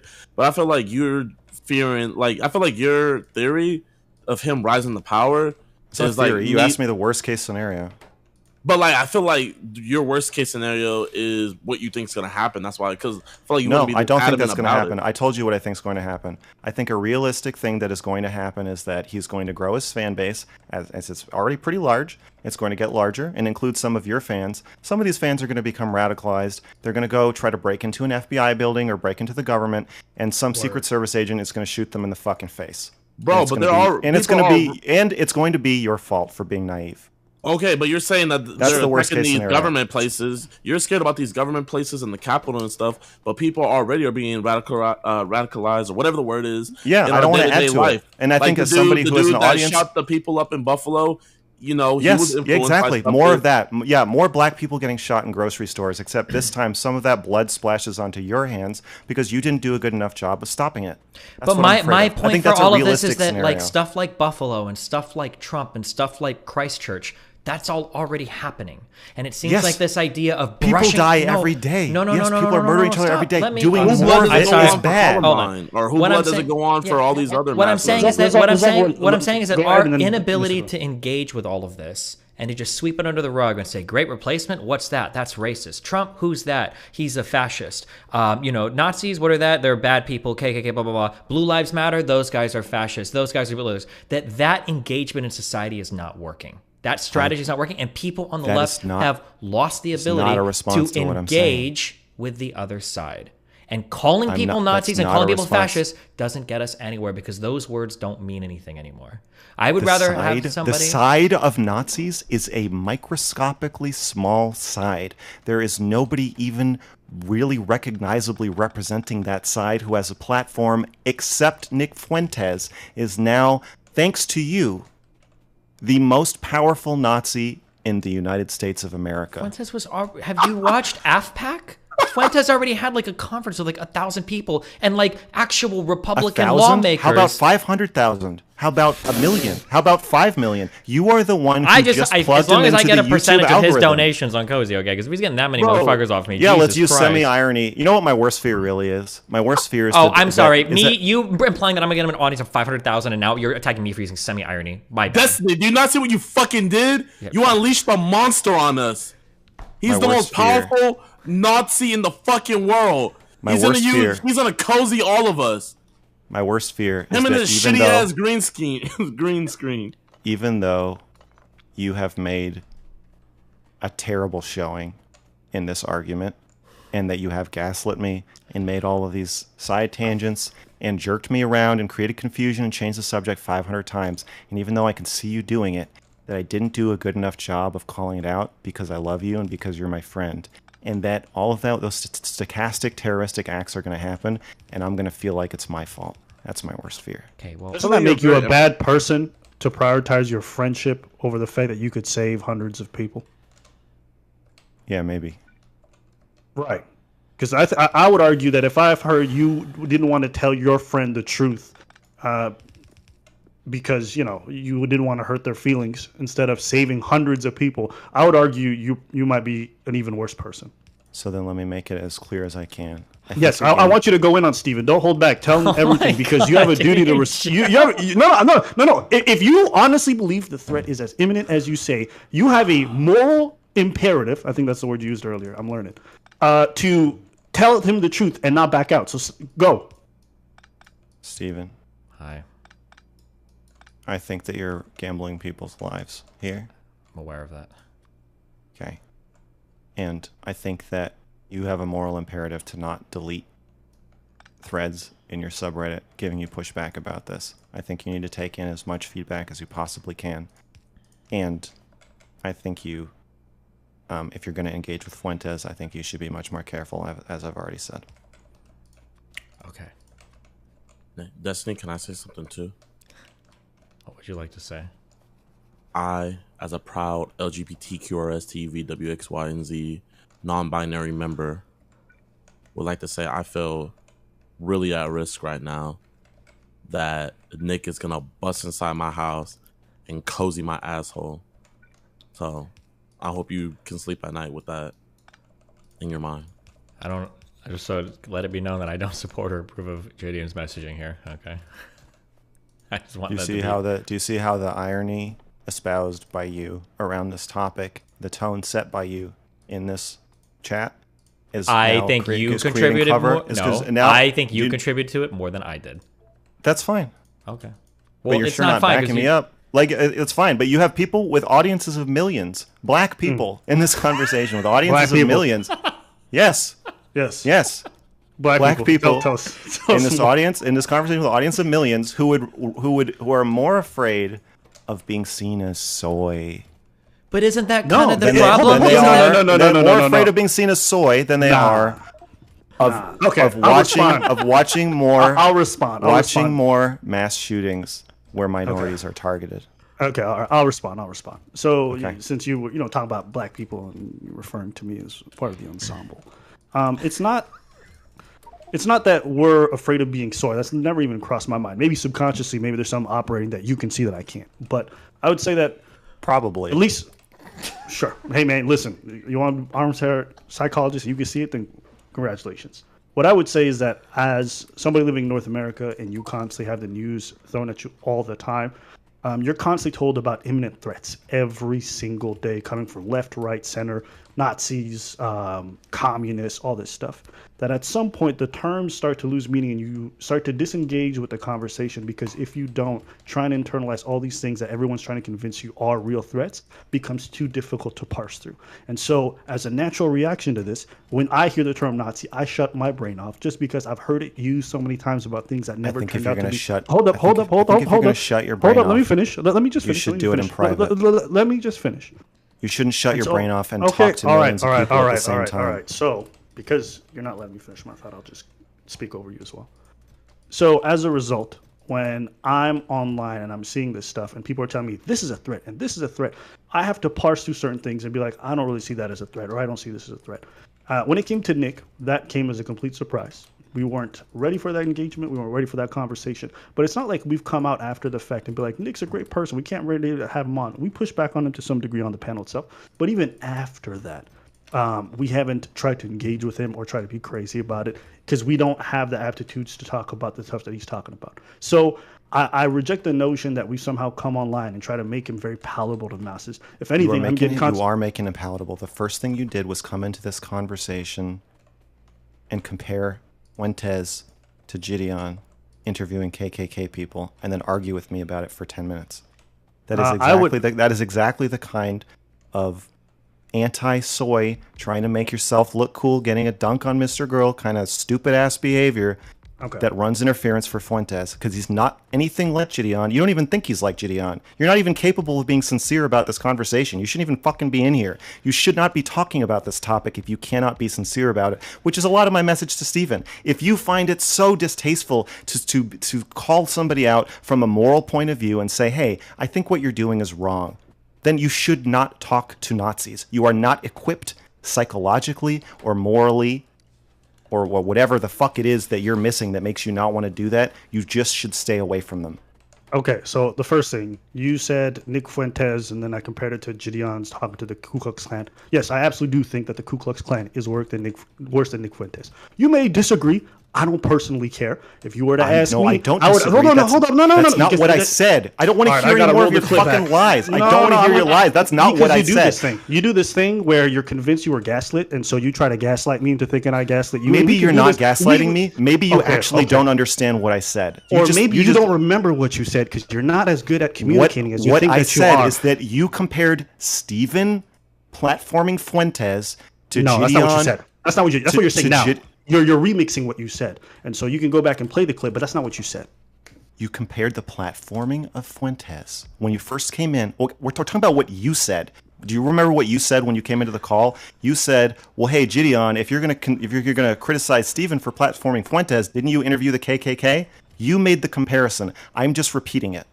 You said that. That was a stupid thing to say. The reason that was a stupid thing to say is because you don't actually believe those two things are the same. You were just fucking around because you're not capable of taking this topic seriously, because you want to, I don't know, you want to look smart or funny or cool or something. And maybe it's working. Maybe your audience loves it. And maybe real quick. Or maybe we just fundamentally disagree on whether or not we think the other one's worse. Why is it that every time you have a disagreement, you always lead immediately to you're being disingenuous or you're trying to appeal to somebody or trying to be good friends? Because a lot of you streamers are spineless, disingenuous fucks. That's why. Okay. Well, that's great. I'm glad that you were able to pigeonhole me and put me in this group and say this is your fucking, without being disingenuous, please explain to me why it makes sense for you to come into this conversation and say that Steven platforming a Nazi leader of his own political party is the same as Jidion, or just as bad as Jidion interviewing KKK people once or twice. Okay. So this is easy. All right. This is not very difficult. It's actually what I believe. So this is not a disingenuous thing. You can just say, but maybe you're not intelligent enough. And that's okay. You don't have to immediately assume that I'm doing something fucking mischievous. Okay. My thought process, and this is simple, is that if Gidion's going to interview these Ku Klux Klan members and then to a young audience that he has, he's painting them in a favorable light or somehow a more reasonable light, it is very easy to imagine that with his huge audience of millions of people, they're not looking like, yo, his conversation with the Ku Klux Klan wasn't that bad. They don't seem like they're that bad of a people. And they have a revisionist history of one of the most terrifying groups in America. Now, I can easily make that case for you to sit there and act like what I'm trying to say. That's one part of it. No, that's one part of the case. Now you have to make the case where that is equally as bad. And I agree, that's possible. You have to make the case where that's equally as bad as handing a career in streaming and access to streamers with millions of followers to the leader of a group of Nazis who tried to take over the government 2 years ago. It's easy. It's easy. I think the impact, that the negative impact that Jidion with his giant platform, reaching over 5 million people with that video that's been reshared and rebroadcast and so many people, is probably a larger in reach, and so therefore would become more harmful than anything Jidion didn't put Fuentes on his channel? Actually, I wasn't streaming, but like, just I considered myself still being part of it just because I was in like the title, you know what I mean, and my name holds a lot of weight. Yeah. So I just want to wrap the point. The whole point I'm making is you can certainly make the case that maybe what Destiny's doing is worse. What I'm trying to fight against. What I'm trying to push back is the characterization that you gave me as some fucking anti-soy, just here for the lulz. Like my argument was so out of like left field that it doesn't make any sense. If you can concede that it doesn't make any sense. There's no way you can compare a one-off interview with giving somebody a career, hanging out with him, eating chicken and waffles with him, laughing while he asks people on the street if they're Jewish, inviting him into your home, and then connecting him with a bunch of other creators who, because they're fucking greedy, naive, and don't want to appear soy, are probably going to keep, I'm not saying you're going to do this, but but because they fucking think like you, and maybe are less responsible than you, are going to platform him more and more and more, give him access to more and more people, and every single person he has access to, he's going to put on his list of contacts, he's going to reach out to every single person, and do as many streams with all of them as possible. That's not happening with what Jidion did. But that was not even a possibility. I agree with you to an extent, but like I feel like everybody watching like chat, you can agree with me or disagree. But chat, do you, yes or no, do you agree with anything Nick stands for or believes in, yes or no? And I'm pretty sure they answer. They don't even know what he believes in or stands for. If you ask him, he's going to say, "Well, do you believe in like being funny? Do you believe that like women are like working too much and that they should kind of get back in the kitchen and get back to more feminine roles?" I mean, do you guys believe like he's gonna? You don't know what he believes. Okay, but everybody in the chat, even what they do know as of right now, they say no, they don't. But I guess just hearing them discourse and stuff, that's what they enjoy. So here's the problem. The thing they think they disagree with is like maybe him being anti-gay or him being far right or him being a Trump but if they disagree with that, then they don't agree with him at all. So it's just but even in that being the thing that they think he is already a victory for him, because the real thing that they should be disagreeing with is putting you in a fucking gas chamber and killing you and your family. But it doesn't even occur to them that that's what he wants to do or that's what he's thinking. Because he's never talking about that ever. For you to attack him on that point makes you look insane, and you've lost the ability to communicate to anybody that would otherwise hear him. Fuentes is not talking about putting about people in gas chambers. Why do you think he said that your audience should embrace Hitler? It's fucking jokes to some extent. Can you say that? To what extent that it's not to whatever extent it's not a joke? To whatever extent it's not a joke. Well, no. To whatever extent it's not a joke. You asked me why would I say that? Do I seem insane? Yeah, because you're making me seem insane. But you could stop doing that anytime you want to grow a fucking spine. You're welcome to stop doing that. Why did he say? So you said to some extent he's not joking. So then what does it mean to embrace Hitler? What does embracing Hitler mean to you? If you want to engage with him on that level, then you're free to do so. And all you're going to do is you're going to run headfirst over into the like it's a joke over and over and over again, and you're going to look like a moron. By making this counter argument, you are admitting that saying what I'm saying is impractical, not that it's not true. That's the whole point of what I go for is practicality. My goal is to not win like some purist ideological language war. But the practicality, the bottom bedrock of your practicality is what is going to get you listened to and help you. And the problem with that is that you have a big gap where you're not willing to call a Nazi, and you're not willing to say, well, if you are...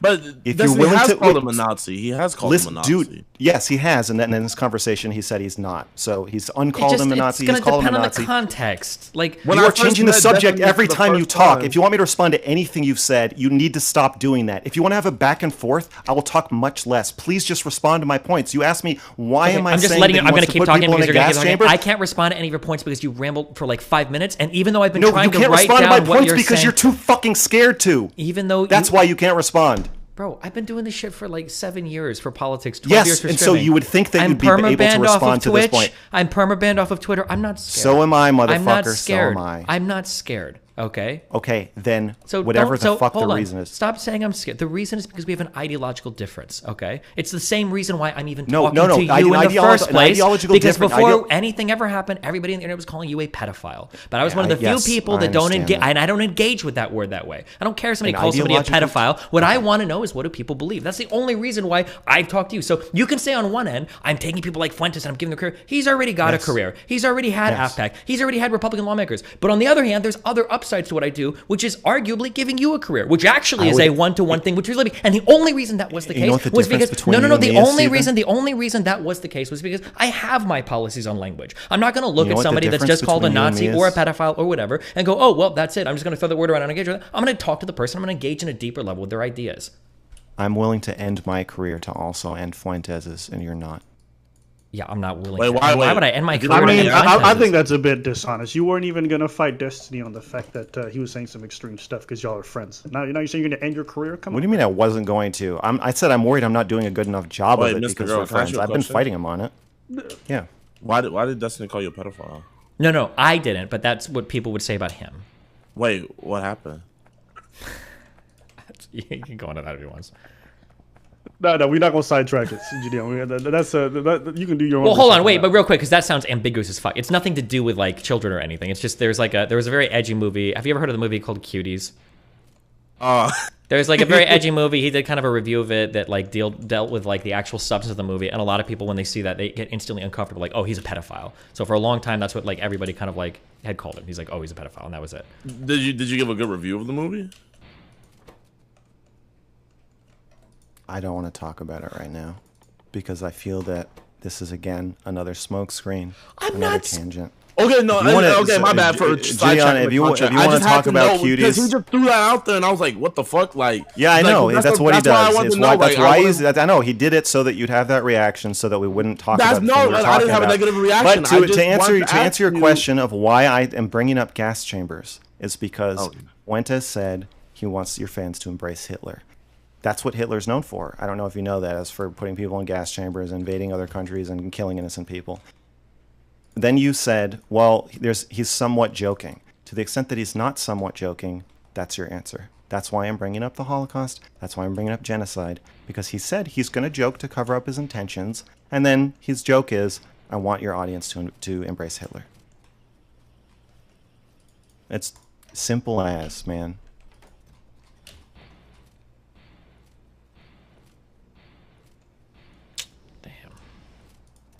One thing I will say is if you go back and rewatch any part of this conversation, okay, I saw that you were already being critical of me in our DMs, which is fine. But even seeing that, I was like, hey, if you want to come on and chat, we can talk, because it'd be good to have this conversation in the open because it relates to moderation policies on my subreddit. I have no problem doing that. I even let you read the full Reddit post, and then I give an explanation for why I usually delete posts like that. I did all of it in the open. For me to go that far and be willing to engage in this conversation where I know we have huge disagreements on, and it's possible my community might even side with you on the thing, that to do all of that and then for you to just say that I'm bad faith gaslighting the entire time is a little bit, I don't want to say rich, but like I feel like I'm doing my best to engage in this conversation in good faith. I don't think you are. No, I don't think you are. I think you're doing your best to make me look insane, and I think you're good at it. But I don't think you're doing your best to good faith engage in this conversation. You've asked questions that you absolutely know the answer to. You've made claims that are wildly impossible to substantiate. Like you don't know if you've helped give Fuentes a career or platform. Of course I'm helping him. I've never said otherwise. You said Fuentes. You said, did you see his AFPAC thing? I'd had no influence on anything. It's the same Brittany Simon shit that you got criticized for in the post in the first place. In fact, I think you've done in this conversation every single thing you got criticized for in the post. So clearly you need to read these posts, so you really shouldn't delete them because I don't think you've learned the fucking lesson from the post. So I can give you two examples right there of you actually acting in bad faith. You just made two statements, truly, that neither you nor I know that either of us believe. We both know that I haven't said, and I don't believe that I haven't helped Nick at all. Obviously, I have a little bit. And then you're saying, I'm saying that I have no influence. And then you bring up the AFPAC example. You said it's possible. You said possibly or probably. Meaning you wouldn't answer the question, and I'm saying you knew the answer to the question is that yes, you've helped him, but instead you interrupted me to say that you don't know that you've helped him when you know that you do, and that's just a lie. It's just a lie, man. This is bad faith. I'll leave it up to the audience to interpret. If you guys think that I think you'll leave it up to your audience to interpret, but if they interpret it negatively and they write an essay about it, you'll delete it. But other than that, it's up to the audience to interpret. They can write any essays they want as long as they're not calling me names. Yes, they can write any essay they want, and calling you weaselly in an argument is not calling you a name. Calling me weaselly, saying "God damn, this is painful." He's making a Britney tier argument. Of course, that is not. Yes, that is an insult paired with a criticism for sure. But if you're going to say that you're going to delete any criticism that reaches that level of insulting, again, I don't think you are equipped to deal with Fuentes. Then you don't think you should be doing this, because if you are going to do this, you need as much feedback as possible. And I'm trying to provide that to you. I need valuable feedback. Not all feedback is equal, and that feedback is trash. If people want to provide me good feedback, and I get a ton of it, I get on my subreddit, I get on my chat, I get on my emails. Community. I think it would be cool if there was a system of voting where your community could decide whether feedback is valuable. Oh my God, appealing to lay Reddit upvotes. Every community on Reddit knows that that's always been the key to success, is just letting the upvoted posts rise to the top and the down. Thank you. You know, I've only got the largest community subreddit of I think any streamer or possibly even any YouTuber on all of fucking Reddit. Thank you for the advice on how to run my community. How could I have possibly thought of these ideas? Stephen, from the start of this, my advice is not about how to grow your community and how to make money. I know that you know how to do that, and I know that that's what's going to happen if you keep talking to Fuentes. My advice is about how to stop innocent people from getting killed. Thank you, Mr. Girl, for saving us. I think I think Steven has a lot to sleep on, and if he doesn't think about all this stuff, a lot of innocent people are gonna die. Yeah, Jidion, why don't you take this threat seriously? I am taking this threat very seriously. I am locked and loaded, and all I need is for someone to just let me know where Cozy TV HQ is, and I'm gonna. He's stupid. He's stupid. I don't. I will say this. I will say this. I do think it's unfortunate, because I do think, you know, there were decent arguments on both sides. I do think it's unfortunate that you guys got so caught up on whether the other person was being honest, or the other person, you know, was telling the truth, or reading into intentions. Hold on. You have to get caught up in it. Mr. Girl, I think you'd be far more effective getting your point across if you didn't cut people off every 5 seconds, because it just makes you instantly dislikable. Me personally, I can't stand you. I think you're one of the worst content people that you bring on this fucking stream. Every time people try to talk, even if I disagree with the other person, I start to hate you way more, because you don't know when to shut the fuck up. No one's ever told you. Sometimes you just need to shut the fuck up. And this is just a piece. You don't even have to care, because you just said, I don't care about growing and getting bigger. Well, you know what? I think that's irresponsible on your part, because if you actually cared more about growing, you could exert way more influence. But you're so caught up in your stupid ego that you need to cut everybody off and pretend like, oh, I'm so born out of my fucking virtues that I would not sacrifice them to grow. You should grow your brand so you can help and influence more people. But you're so busy interrupting people and being dislikable in reasons that aren't productive to the conversation that you neuter your own reach for no reason. And so I think you don't have to think about why you're lecturing me about my rhetoric when you're not lecturing Stephen about platforming a Nazi. Me and Steven have spoken about this offline, and I've spoken with Jidion about that. If you've spoken to him about it offline, maybe you should speak about it online instead of online, making a bunch of stupid, spineless jokes, using the same kind of meta, fucking fake, half irony, half joking shit that Steven has made popular, and I guess made popular with you, and so now he's paved the door that even black creators are going to say, "Well, I would rather platform a Nazi than be soy." Cool. All right. It's fucking unbelievable. Hold up. Shh. If you would have let me finish, you would have actually known that there's a video on Destiny's channel where me and him speak about our thoughts after the panel, and how I said I would never want to speak to him again because I do think his views are abhorrent and I'm not with it. So we've done it both online and offline. So instead of cutting people off where they're getting to the point that you may be already getting to, you can learn to listen. You are one of the worst listeners I've ever seen in my life. And why I'm lecturing you. I'm just a viewer who happened to jump on all of a sudden because I thought this whole discussion was going off the rails for reasons that weren't necessary. I think yes, and so you came in and derailed it with a stupid fucking argument, and now you're lecturing me about rhetoric when you came in and provided cover for a fucking Nazi and for Steven. You're unbelievable, man. You invited yourself into the conversation, and now you're saying, oh, I mean, me and Jidion, who weren't even part of the fucking conversation to begin with, should get just as much talking time as you, when the conversation is me confronting Steven. You're all fucking buddies, and you're going to come in here and defend your buddy. Like, it's unbelievable. Yes. You know, we're all soy boys, terrified of being soy, who are here to defend Destiny at every point because we're cool friends and all streamers. Saying something in a funny voice doesn't make it not true. And just because you said it doesn't make it true either. I'm not saying it does. I'm saying what makes it true is that it's actually fucking true. Okay. Yes. How I know? All right. Give me perms in your Discord or whatever the fuck you use for your podcast. I'll be sure to jump in and start saying stupid shit to undermine whatever you're saying. And then if you interrupt me, I'll tell you, whoa, you know why people don't like you, Abba, blah blah blah. All right. Listen, please. I get your feelings hurt. I get your feelings. My feelings aren't hurt. I'm just telling you that what you're saying is fucking dumb. That's all. Okay. All right. But you want to give him perms? I don't have a Discord, so I mean, he can jump in whatever he wants. You want to give him the key to your guys' studio, so whenever you guys are recording, he can just hop in. Bro, every time I hear this guy, man, I dislike him more and more. And I just wanted to be the kind of person who didn't just say it in the chat, but said it to his face. Because I think, he gets on these podcasts and he talks over people and he pretty much big bros them with his voice. But the truth is, you're not nearly as insightful as you'd like to think you are. And you are a terrible listener, which makes for a very poor conversation. So I just wanted to be able to join, because I know you complained about me being in the chat all the time. And I just wanted to be able to say to you, all right? So now that you know, you can carry on just rattling off and cutting people off and having poor conversations. We'll probably never speak again. So I'm not losing anything. Enjoy.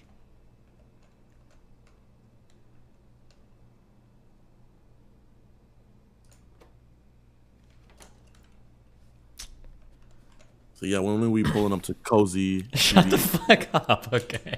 I don't know where the Cozy headquarters is.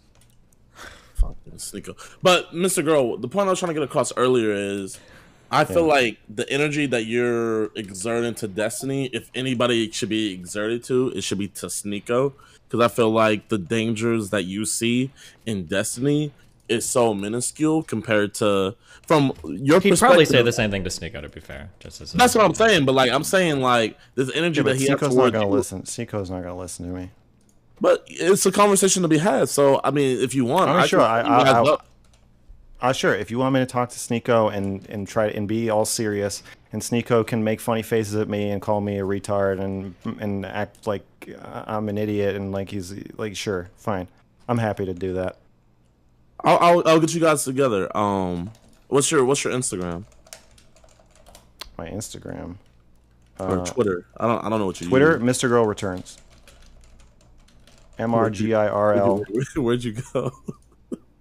I got banned, so I made my second channel, Mr. Girl Returns. Then I got unbanned, so now I have 2 channels. Oh, so what do you stream on Twitch or where are you at? I stream on YouTube. I'm banned from Twitch. My streaming channel is Mr. Girl Returns, and my main channel is Mr. Girl. Okay, how long have you been doing this for? 5 years. How old are you? I haven't been streaming for 5 years. I've been making videos for 5 years. How old are you, if you don't mind me asking? 37. Oh wow, so you're way older than me. Yeah. Okay. Well, I mean, I'm also a rapper. While we're talking about it. What the fuck? You're lying. Yeah, his album's lit. Okay, it's some wild shit. That's why you were talking about us black people, because you're one of us. That's right. All right, man. Hey, Mr. Girl, man. More like Mr. Nigga. That's right. I want to change my screen name. I mean, if you don't mind, can we hear he spit a bar? Oh man, you're putting him on the spot, dude. I mean, there's 7.4K in here, so fuck. That's well, he's got songs, okay? He's released on YouTube, okay? You could ask for his Spotify or SoundCloud. He's a rapper. I mean, I can even spit some bars. Mr. Girl, Mr. Girl, Mr. Girl. I'm trying to think of the right bar. Okay. Okay, hang on. Let me change my my gain. I'll spit everybody's favorite bar. Oh, wait, hold up. Okay. This nigga Love Heat is still on my fucking dick. I remember this name from last time. God damn, Love Heat. Bro, it's a new day, bro. Hop on another dick. Fuck. Okay, everybody's favorite line that I've ever spit. You're playing Minecraft in a cave looking for miners. That's funny. I'm in the same cave looking... Oh, shit. Diamond. Fuck, I fucked it up. Wait, let me start over. Gideon, shit, hang on, wait. You're playing Minecraft in a cave looking for diamonds. That's funny. I'm in the same cave looking for miners. Because my sexual attraction to miners is major. Can't even play hopscotch without popping a rager. Always been a pervert, so I accept the insults. When I was a kid, I fucking molested adults.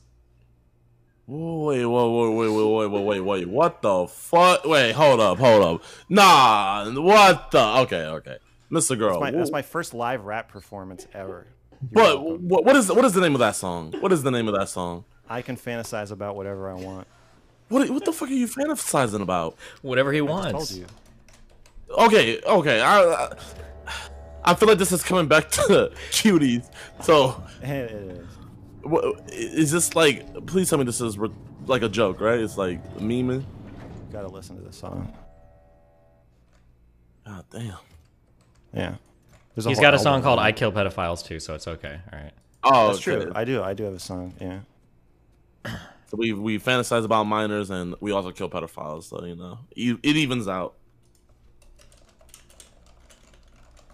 Yeah. Lit. Yeah. Anyway, this is my side of the internet, Gideon. I hope you're enjoying. I'm not gonna lie, bro.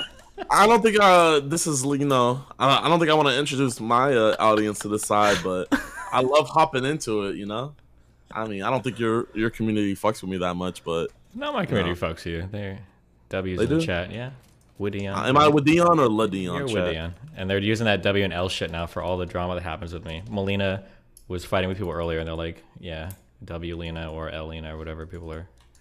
Isn't that so much better than fucking Hog? Man, we didn't do Pog shit, so. Oh, with W, man, it's simple. If it's a W, drop a W. If it's an L, drop an L. True. That's why you guys like the W. I'm not community. gonna lie. That rap, I have to drop an L for that, man. Like, no offense, but not for the rapping though, just for the subject matter, right?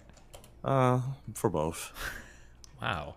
Well, let's hear you drop some bars then. If you're gonna be critical of somebody else, now you kind of have to. You're on the spot. In fact, I insist. All right, I got something. I sexually fantasize about my best friend, so I popped a Viagra in his family.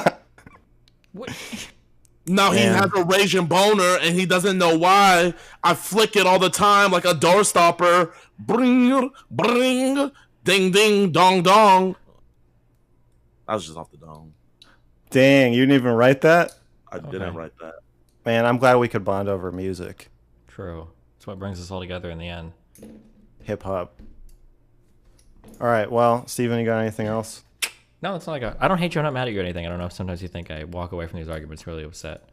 Well, yeah, when I see you, I worry you're going to delete me when you delete those threads. I feel like I feel scared to confront you.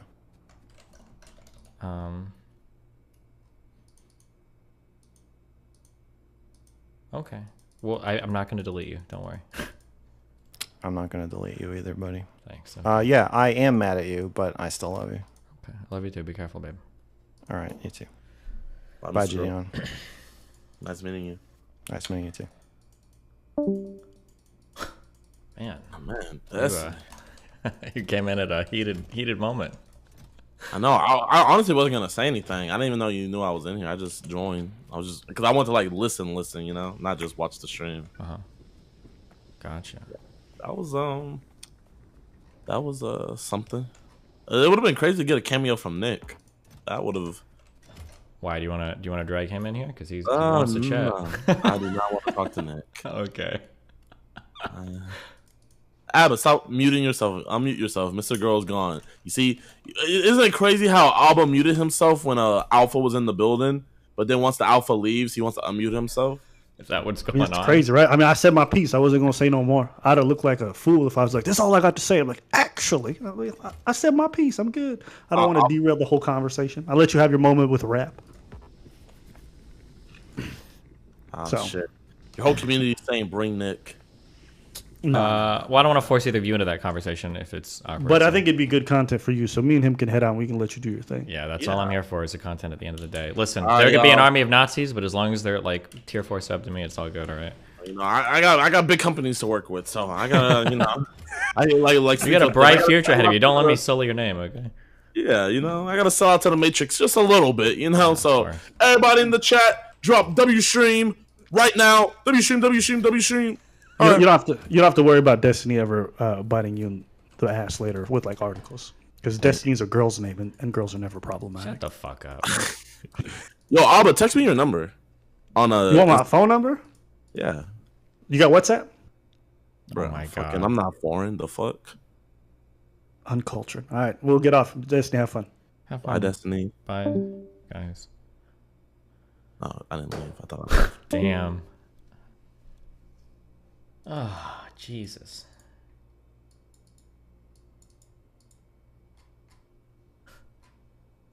Where is...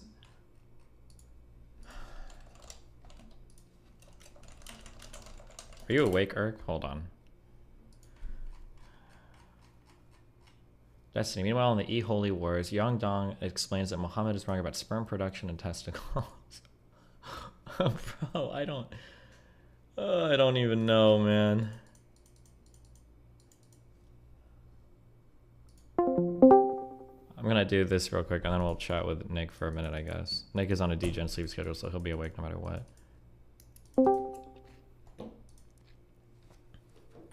Whoa. Okay, have you... I guess we're in different positions, since obviously I'm a mega famous E-celeb. I can't tell if Mr. Girl is like especially difficult, but I think that my community does vibe with what he says a lot. How do you... So, I have a very sophisticated view of language now, but the sophistication from the outside just looks like... It looks like equivocation, it looks like slipperiness, it looks like inconsistency. Like, how do you do that? Like, people have that appearance of the language, but the reality is that in some ways it kind of is, and in some ways it isn't. Yeah, what do you... Yeah, how do you cut through that, or how do you make people understand that? I have like no good solution for this. Like, what happened to me is there was a user in your Discord who she was like really very strange, but like super fixated on Wittgenstein. And I just talked to her about this for like years, and eventually I was just like I just became like really compelled and convinced by her account of the meaning as use stuff. But whenever I have an argument about this, and whenever I talk about meaning as use in the context of language, or like in a semantic argument, people in your Discord just like I just get treated as like as nutty or just crazy or whatever. Like I don't actually know if there's a way to do it without like having this semantic conversation first, like the semantic as in like, you know, what actually is meaning, how do you derive the meaning of a word. And it's a really tough argument for people to swallow, just because of what it implies for so many. It feels like it's like trans people for like conservatives. Like, to even consider transness would require like an entire reworking of your understanding of like gender biology. And it feels the same when it comes to like the sophistication of language. Like, wait, hold on. This word means this thing, of course. This is the definition and blah, blah. And it's like, it's so much more fluid and family oriented and like use oriented. Like, there's so much more going on. Yeah.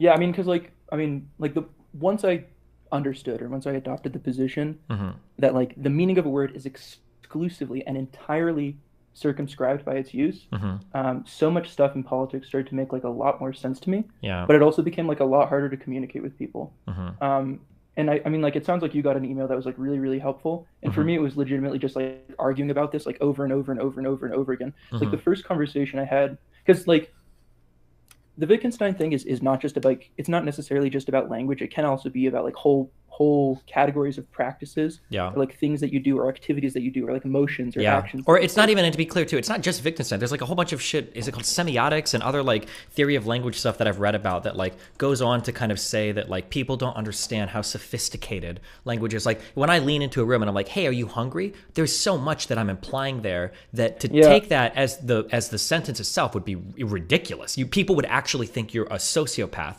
Like, are you hungry? And somebody's like, oh yeah, I am. And then you just leave. And you don't come back like, oh, I thought we were going to eat. What do you mean you thought we were going to eat? I was just asking you a question, inquiring about the state of your hunger. Like, wait, what? No, of course not. You're asking, right? Like even for a sentence as simple as that. And then obviously when you climb into more abstract language or political conversations, everything is so much more complicated. And it's hard to convey that. Yeah, because every single language game has like an entire history that underpins it. And like if you aren't willing to sort of critically assess that history, then it's going to be like really hard to sort of break out of the framework of that language game. So for instance, anything about like any political label, whether it's something like Nazi or fascist, or you know, something less controversial like liberal or conservative, there's going to be an entire tradition of use that's going to have like a huge long history that explains like And it's not just that the problem with the Nazi conversation that you were having is that it's not just that like he's speaking in a language game that you don't necessarily agree with. It's that like every single word can have a particular role in like multiple language games. So Nazi might mean something different in one language game, and it might mean something else in a different language game. Like so, for instance, you could have a historical use of Nazi where a historian is exclusively referring to people who were members of the NSDAP in the 1930s to 40s, and you could have somebody who's using it to like refer to people on on Twitter or whatever who they don't really like. And that's not to say one of these is wrong. Like I don't want to say that like, oh, the Twitter use is like incorrect, because that's not really the point of it. It's just that it's a different kind of use. And when you start confusing the two uses, like when you start using, like, the problem is when you use a word that belongs to one particular language game in the context of another language game, you start to carry over like implications. Yeah, which is that have political. And that's my issue. Is it feels like, and I don't know if it's intentional. I don't think it's actually intentional. The problem is it feels like these language games are being played, but you're not really aware of it. It's kind of like philosophy. Like everybody's practicing it, whether they know anything about it or not. So yeah, you start to play these language games where you're bringing, and this is always my problem, is people bring over words from other families and they use them because they fit really well in those other definitions or in those other kind of games that they're in, but they don't really apply in the other one that you're bringing it, unless it's for the purpose of like just subsuming like some, like a moral, conviction. Like that guy over there, that Blue Lives Matter guy, he's a fascist. It's like, well, what do you mean by that? And it's like you're this this language game that exists in these like very progressive or woke circles is like you're drawing on so much different stuff, and it's why, like, I guess in these conversations I just don't like the labels at all. Like it feels so muddy and messy, and I don't know what anybody means. In terms of following the conversation, I'm not asking who you think is right or wrong. I guess, do you think that should I? So my understanding is that like I think I even said this, I think I discovered this years ago, I kind of completely abandoned political labels in terms of like attacking or assessing somebody's position. Do you think that that's wrong of me, or do you think I should be trying to do that, or I should be trying to get my community like, guys, we should call people like fascist, Nazi, communist, socialist. We just need to understand that this is the word. I mean, like, so my only basis for comparison of that is like the arguments that I have in your Discord, and I'm like a horrible, always inside, never goes outside kind of person. So I have like hundreds of thousands of messages in there, and that's a strategy that I adopted too, like years ago, and it's served me much better. I've been able to sort of cut through to the actual substantive element of something much more effectively. I mean, like, if to be clear, just real quick, I believe that Yeah. I'm able to do that, and the problems that I get on people is it feels like their problem with me isn't that, but their problem is that I'm not playing the language game. The problem that they're having is that, like, because even some of the things that he's saying are just wrong. He's saying that I'm creating confusion around like definitions of words and what's going on in the conversation. That's not true. I think I'm able to like speak with incredible clarity, more so than almost anyone else, or more so than anyone that I've ever talked to any of these people, and actually figuring out what they believe. Like if you were to get me and 4 other like left-leaning people to try to assess Nick's positions, I think I would know them better than anybody. And I think that's because I'm not playing that particular language game of like, we use the word Nazi or fascist to describe this person. So I think in some ways, them like obsessing over me using this word to accurately describe somebody is actually causing obfuscation on their part, which is the frustrating part for me, is that they don't even want the clarity. They just want me to use the word with like the moral weight that they have behind it. That's what it feels like to me. Yeah, I mean, I agree with that. Has Rem ever, like, Rem has had like philosophy of science conversations with you? Has he ever talked to you about like Thomas Kuhn, like the paradigm shift thing in science? Or like, are you familiar with that at all? Like, I'm not speaking from like a position of great familiarity. This is just kind of a metaphor I want to draw. But does just this have to do with like the incommensurability of like different scientific paradigms, or what? Or I don't know. Yeah, kind of. Yeah, Okay. yeah. Like, how if somebody was working, this is not really how it works, but you'll get what I mean. Like if somebody was working in like a paradigm of like alchemy or whatever, and somebody later on was working in a paradigm of like modern chemistry or whatever, the guy who's doing modern chemistry is going to be able to understand like the paradigm of alchemy, but the guy who's doing alchemy is not really going to be able to understand what the chemistry guy is up to. Sure. And that's basically how I have come to view like the language thing, is where it's like if you're, and I was kind of saying that in chat too, like if you have like if you're Wittgenstein pilled in any capacity, it's going to be really, really hard for you to have conversations with people who aren't, because I started at the point of like not really being on board with this stuff, and then I was, and now that like I see people who aren't on board with it, it's like, fuck, like you, like this is just going to be impossible because you don't have, like, you haven't experienced the linguistic paradigm shift. I feel like I can engage in those conversations. So like when you look, and this just makes my position look less coherent. Like when I'm on Twitter or whatever. So like if you were to get me in a sincere debate on Nick Fuentes' beliefs, I would probably almost never describe at least his stated positions as that of belonging to a Nazi. There's a lot of incongruency for a lot of different reasons, and it's just not very accurate. Sure. There's so many better ways. Like, I think like Christian ultranationalist or something is way more concise, or Catholic ultranationalist is going to be way more concise than Nazi, which could mean who the fuck knows. But like when I go to Twitter and I'm like fucking around with the serfs, like, yeah, I'm going to joke around and I'll say like, oh my God, like you had to use an incorrect Jewish joke to insult a dude who's a fucking Nazi. What the fuck is wrong with you? But when people see that in my community, or like when Mr. Girl says that, they're like, well, hold on, sometimes you're willing to call Nick a Nazi, but other times you're not. But it feels like on Twitter, well, here I'm using Nazi to remark on the irony of this guy having a guy that he wants to attack for anti-Semitic positions when he's genuinely anti-Semitic, but he's using the joke that isn't even anti-Semitic because he's in the context of stream. But then when I hop on stream, I'm having a more formal conversation about the word Nazi. Well, here, like the way that we're defining the term is way different. But from the outside, it just looks like I'm either equivocating or it looks like I'm like spineless. Like, oh, well, you'll call him a Nazi on Twitter, but you won't say it in this conversation. Like, well, it's a totally different context for the word. So I don't know if like, yeah, it's hard to engage in the... I don't know how to make those positions clear, like on the outside, because it just sounds weaselly. It looks weaselly and spineless. Like, it does, yeah. I think, I mean, like again, like I honestly, I don't even think there's a good solution to this. Like my advantage when I've leveraged this kind of argument, when I'm arguing, is that like I argue primarily in text, and when I do that, I can like really, really rigidly lay out what I'm saying, and I can take what the other person said, and I can like pull that apart or whatever, and I can be like really, really particular about what's going on. And that's not really as easy to do in like a voice chat, especially when you're referencing like a bunch of little clips, video clips and like tweets and a bunch of stuff like that across disparate platforms or whatever. That can be like a really, really big challenge. I almost feel, man, I missed stream for the last 2 days, but I saw that there was something where you guys were having like a language conversation with Lav or something. And I don't know if you guys talked about this, but I almost feel like it would be good to have a conversation with Mr. Girl, not like, okay, so not under the auspices of like, oh, I'm trying to convince you about the Nazi thing, so I'm going to have a conversation with you about language, but just because if you can get somebody like Mr. Girl, who it seems like, you really value him, you like having conversations with him, if you can get him on the same page with this language thing, or if you can take that email that you got and like sort of boil that down into some arguments and see how he responds to that, or even forward him the email or something like that. If he can understand that, then I think like all conversations moving forward will just be like significantly better. Can you recommend me, because I have to stop going off emails and everything. Can you recommend me if I could read one book by Wittgenstein to understand this? Yeah. So, I mean, okay. Here's the problem, and this is where I expose myself as a complete piece of shit, disgusting suit. I have so many books by I have all of I have like Wittgenstein's 2 books, the Tractatus Logico-Philosophicus and Philosophical Investigations, and I have a bunch of companions which I have not read. I have them; they're on my list.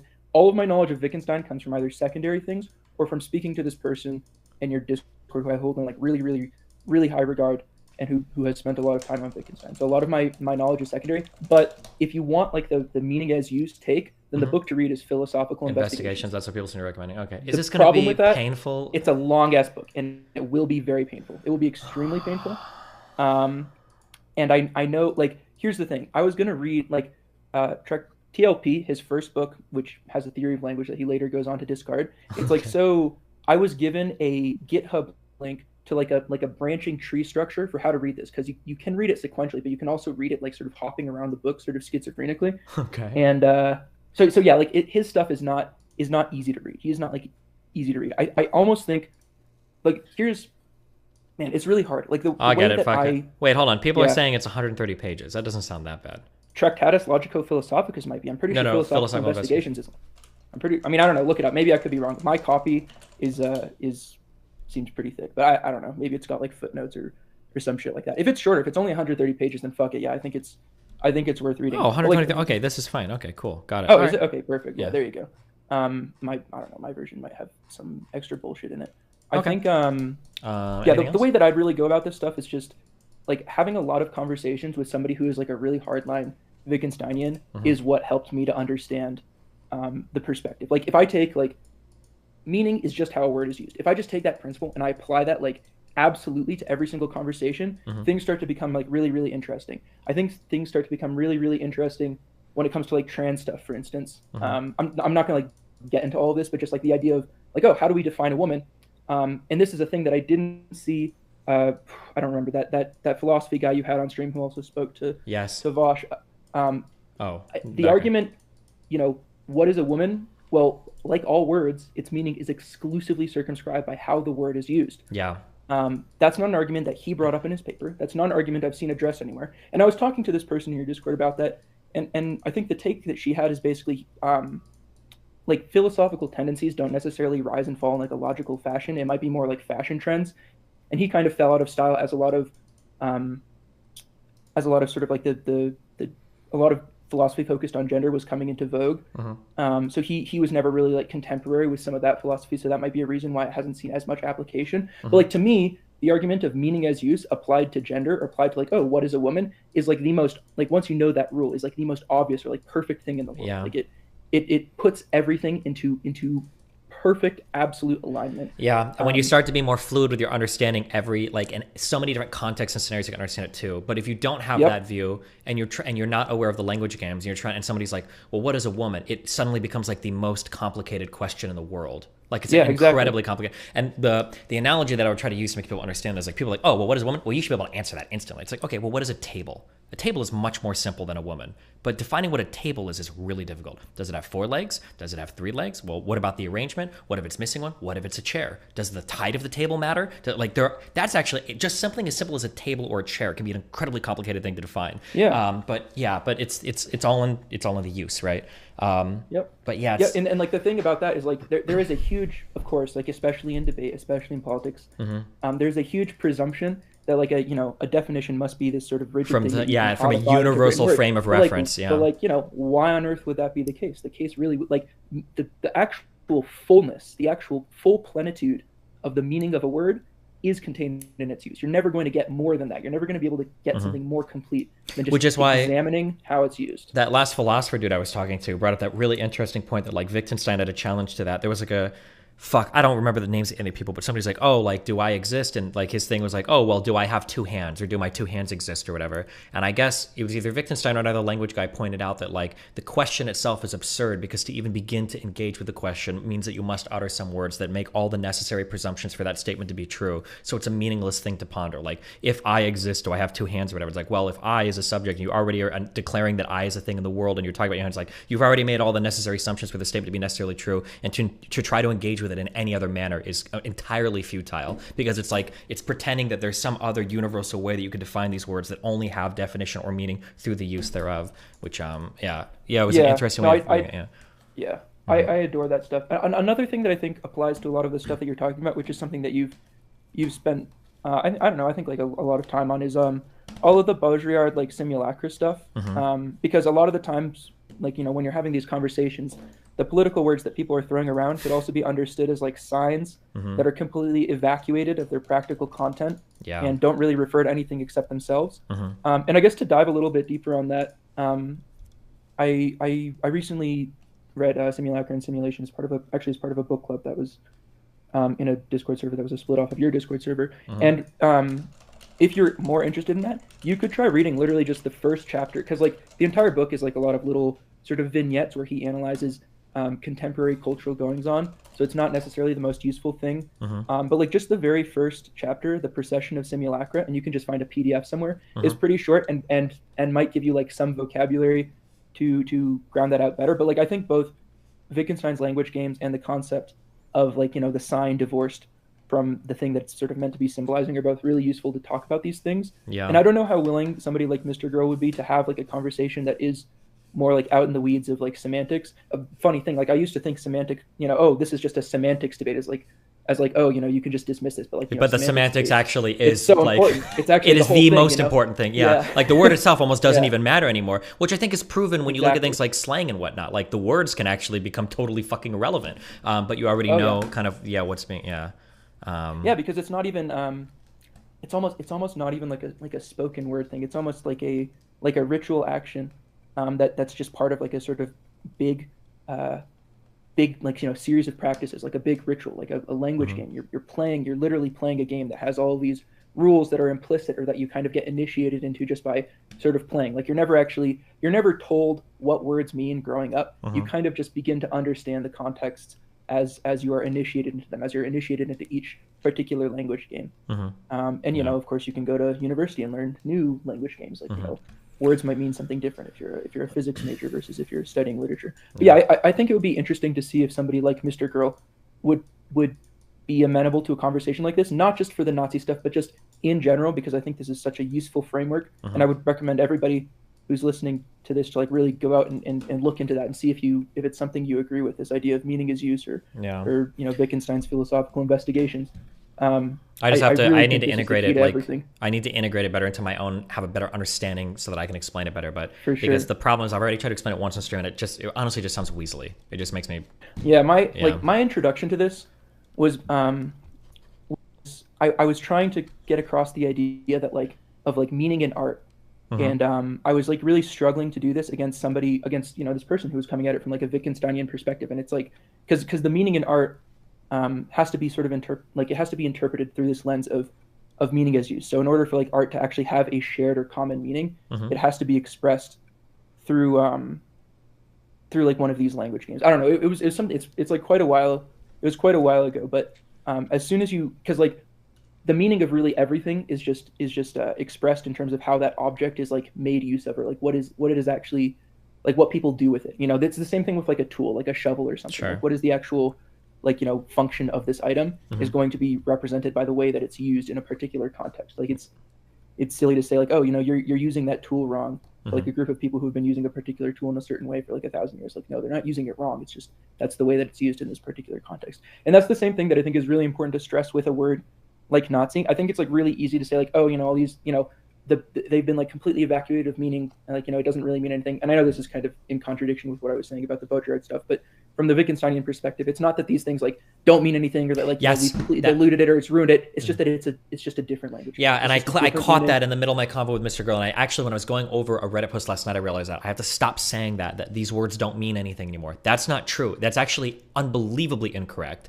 The problem is that the words mean a lot of things. It's not that they don't mean anything. It's that they mean so many different things. Yeah, and in a way that kind of makes it like it doesn't mean what you think it means in all contexts. Yeah, so that's I corrected myself in the middle of my convo with Mr. Girl now, but yeah, I need to start saying that more.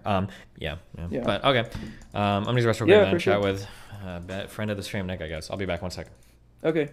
All right, love you, buddy. Bye. Hold on 1 second, guys.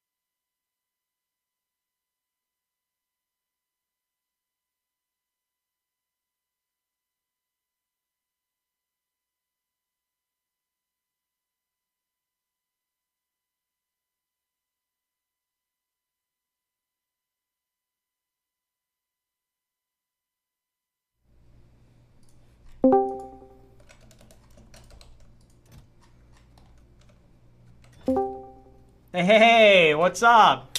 What's up, buddy? How you doing? I don't know, sort of, whoops, hang on, I gotta mute your stream. I was kind of taking a beating there in that call.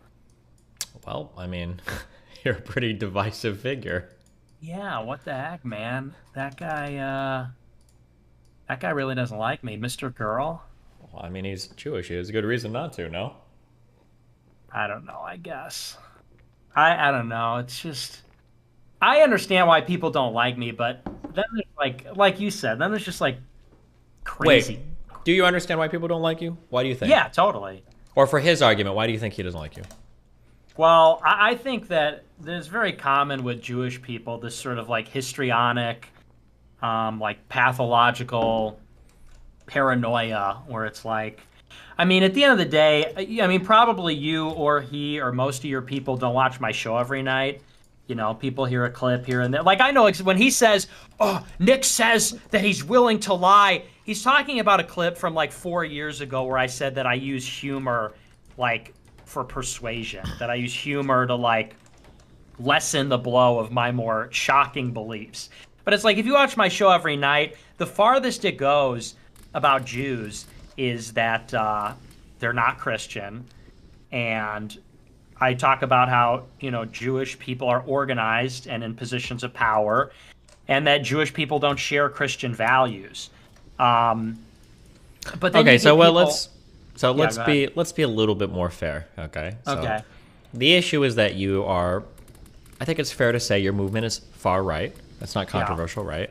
No, I agree with that. It's fair to say that you have implied multiple times, and you do utilize humor and irony to kind of like mask your maybe more shocking political beliefs. No, I would disagree. I don't use it to mask them at all. My views have been very open from the beginning, because masking implies that I'm concealing them. Sure. When I say masking, I mean from like a normal person looking in from the outside. They might not understand all the sophisticated humor of like the crazy Zoomer stuff to know what's a joke or what's not a joke, right? So I think it's fair. I think it's fair for someone in that perspective to be like, yeah, this is pretty spooky or pretty scary. I don't think that's like I don't think that you have to be histrionic to have a fear or worry about that.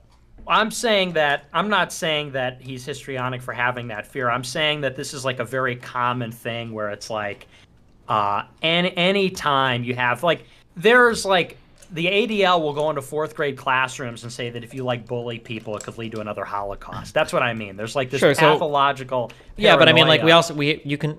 So there's two things I want to say. So first of all, having a president saying the election is fake could lead to January 6th. So stuff does happen like that, number one. But number two, you keep saying common thing. So when I engage with you, I typically engage with you as Nick Fuentes for the things that you say. So if you're going to engage with Mr. Girl's criticisms, you should engage with his criticisms, not talk about the ADL. I don't know if he supports the ADL, okay? So I'm just saying that's because we started the conversation, said why do people not like you? And well, no. I asked you. Well, no, I guess I did kind of ask that. Yeah, but, and I'm saying like, well, I'm trying to get to more Mr. clearly, Girl and others don't. Well, if you want to talk about Mr. Girl in particular, yeah, I think that his criticisms are fair. I don't think that's true. Because here's the thing. Here's where I draw the line. You want to criticize me for my views that I espouse on my show and like things that I really believe, fine. But when he says like, Nick Fuentes wants to kill everyone on this panel, like that's just a straight up lie. That's just a straight up like defamation. I don't want to kill anybody. I've never said that. I've never promoted that. I don't want to kill people based on their race or religion. I want to kill anybody. But you understand if in the past you've made jokes about it, and then But I never made jokes about it. He's saying that...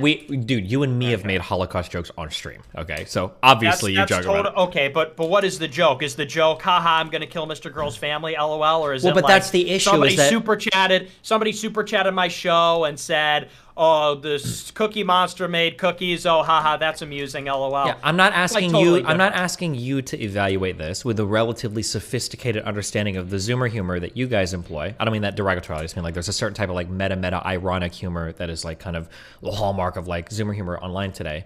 That what I'm trying to get you to understand is that people outside of that could look at that and be like, holy shit, I think this guy might act. You don't think that's possible? You don't think that's fair? No, I don't think that's fair at all. Taken in the totality of like everything you've said, like support of No, not at Russia all. over Ukraine, probably supporting people like DeSantis that are super anti-LGBT, talking about Jewish conspiracies all the time, almost sounds a little bit like, you know, bullshit, the cultural Bolshevism or whatever. You don't think any of that sounds a little bit making jokes about how Hitler is cool? I'm not. Because you have to. Yeah, You have go to ahead. look at. I mean, because here's the thing. Like, I understand what you're saying, which is that people can misinterpret and things like that, but the I'm saying key you're leaving word a lot there- out there for people to misinterpret. Hold on. Yeah. The key word there is it's got to be reasonable.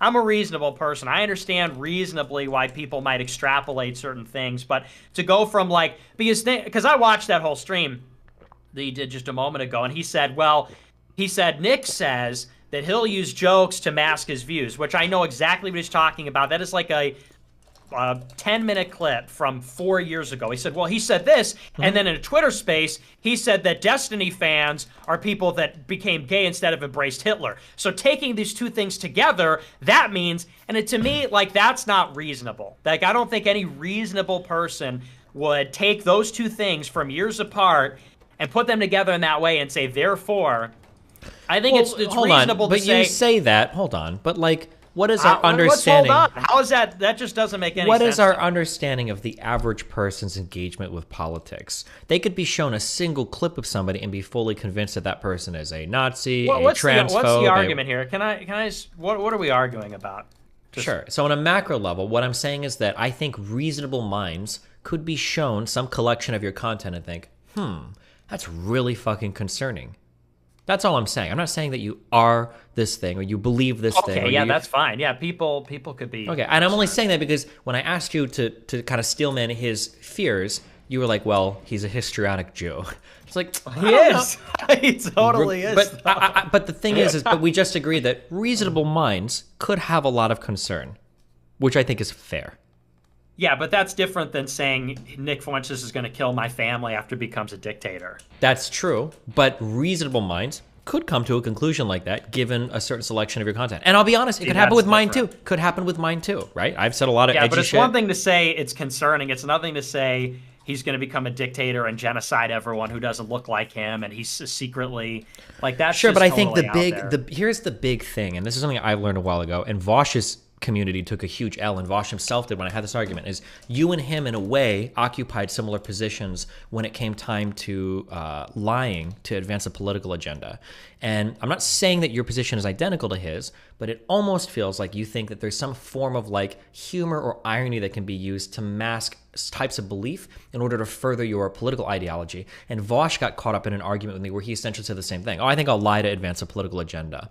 But the problem is once you've made that concession, now people are looking at you strange in every single thing you say. Now, every single joke about grandmas and baking cookies in ovens becomes like, is he trying to subtly signal that he like wants to go bake Jews in ovens? Or like nobody really knows at that point, because when you start playing fast and loose with irony, nobody really like you become almost That's like so Sam. dumb, though. You can say that, but like you become. Do you think it's fair to say people could look at you like they look at Sam Hyde, where it's really hard to figure out like, well, what does he actually believe or what doesn't he believe? I guess I just don't really care.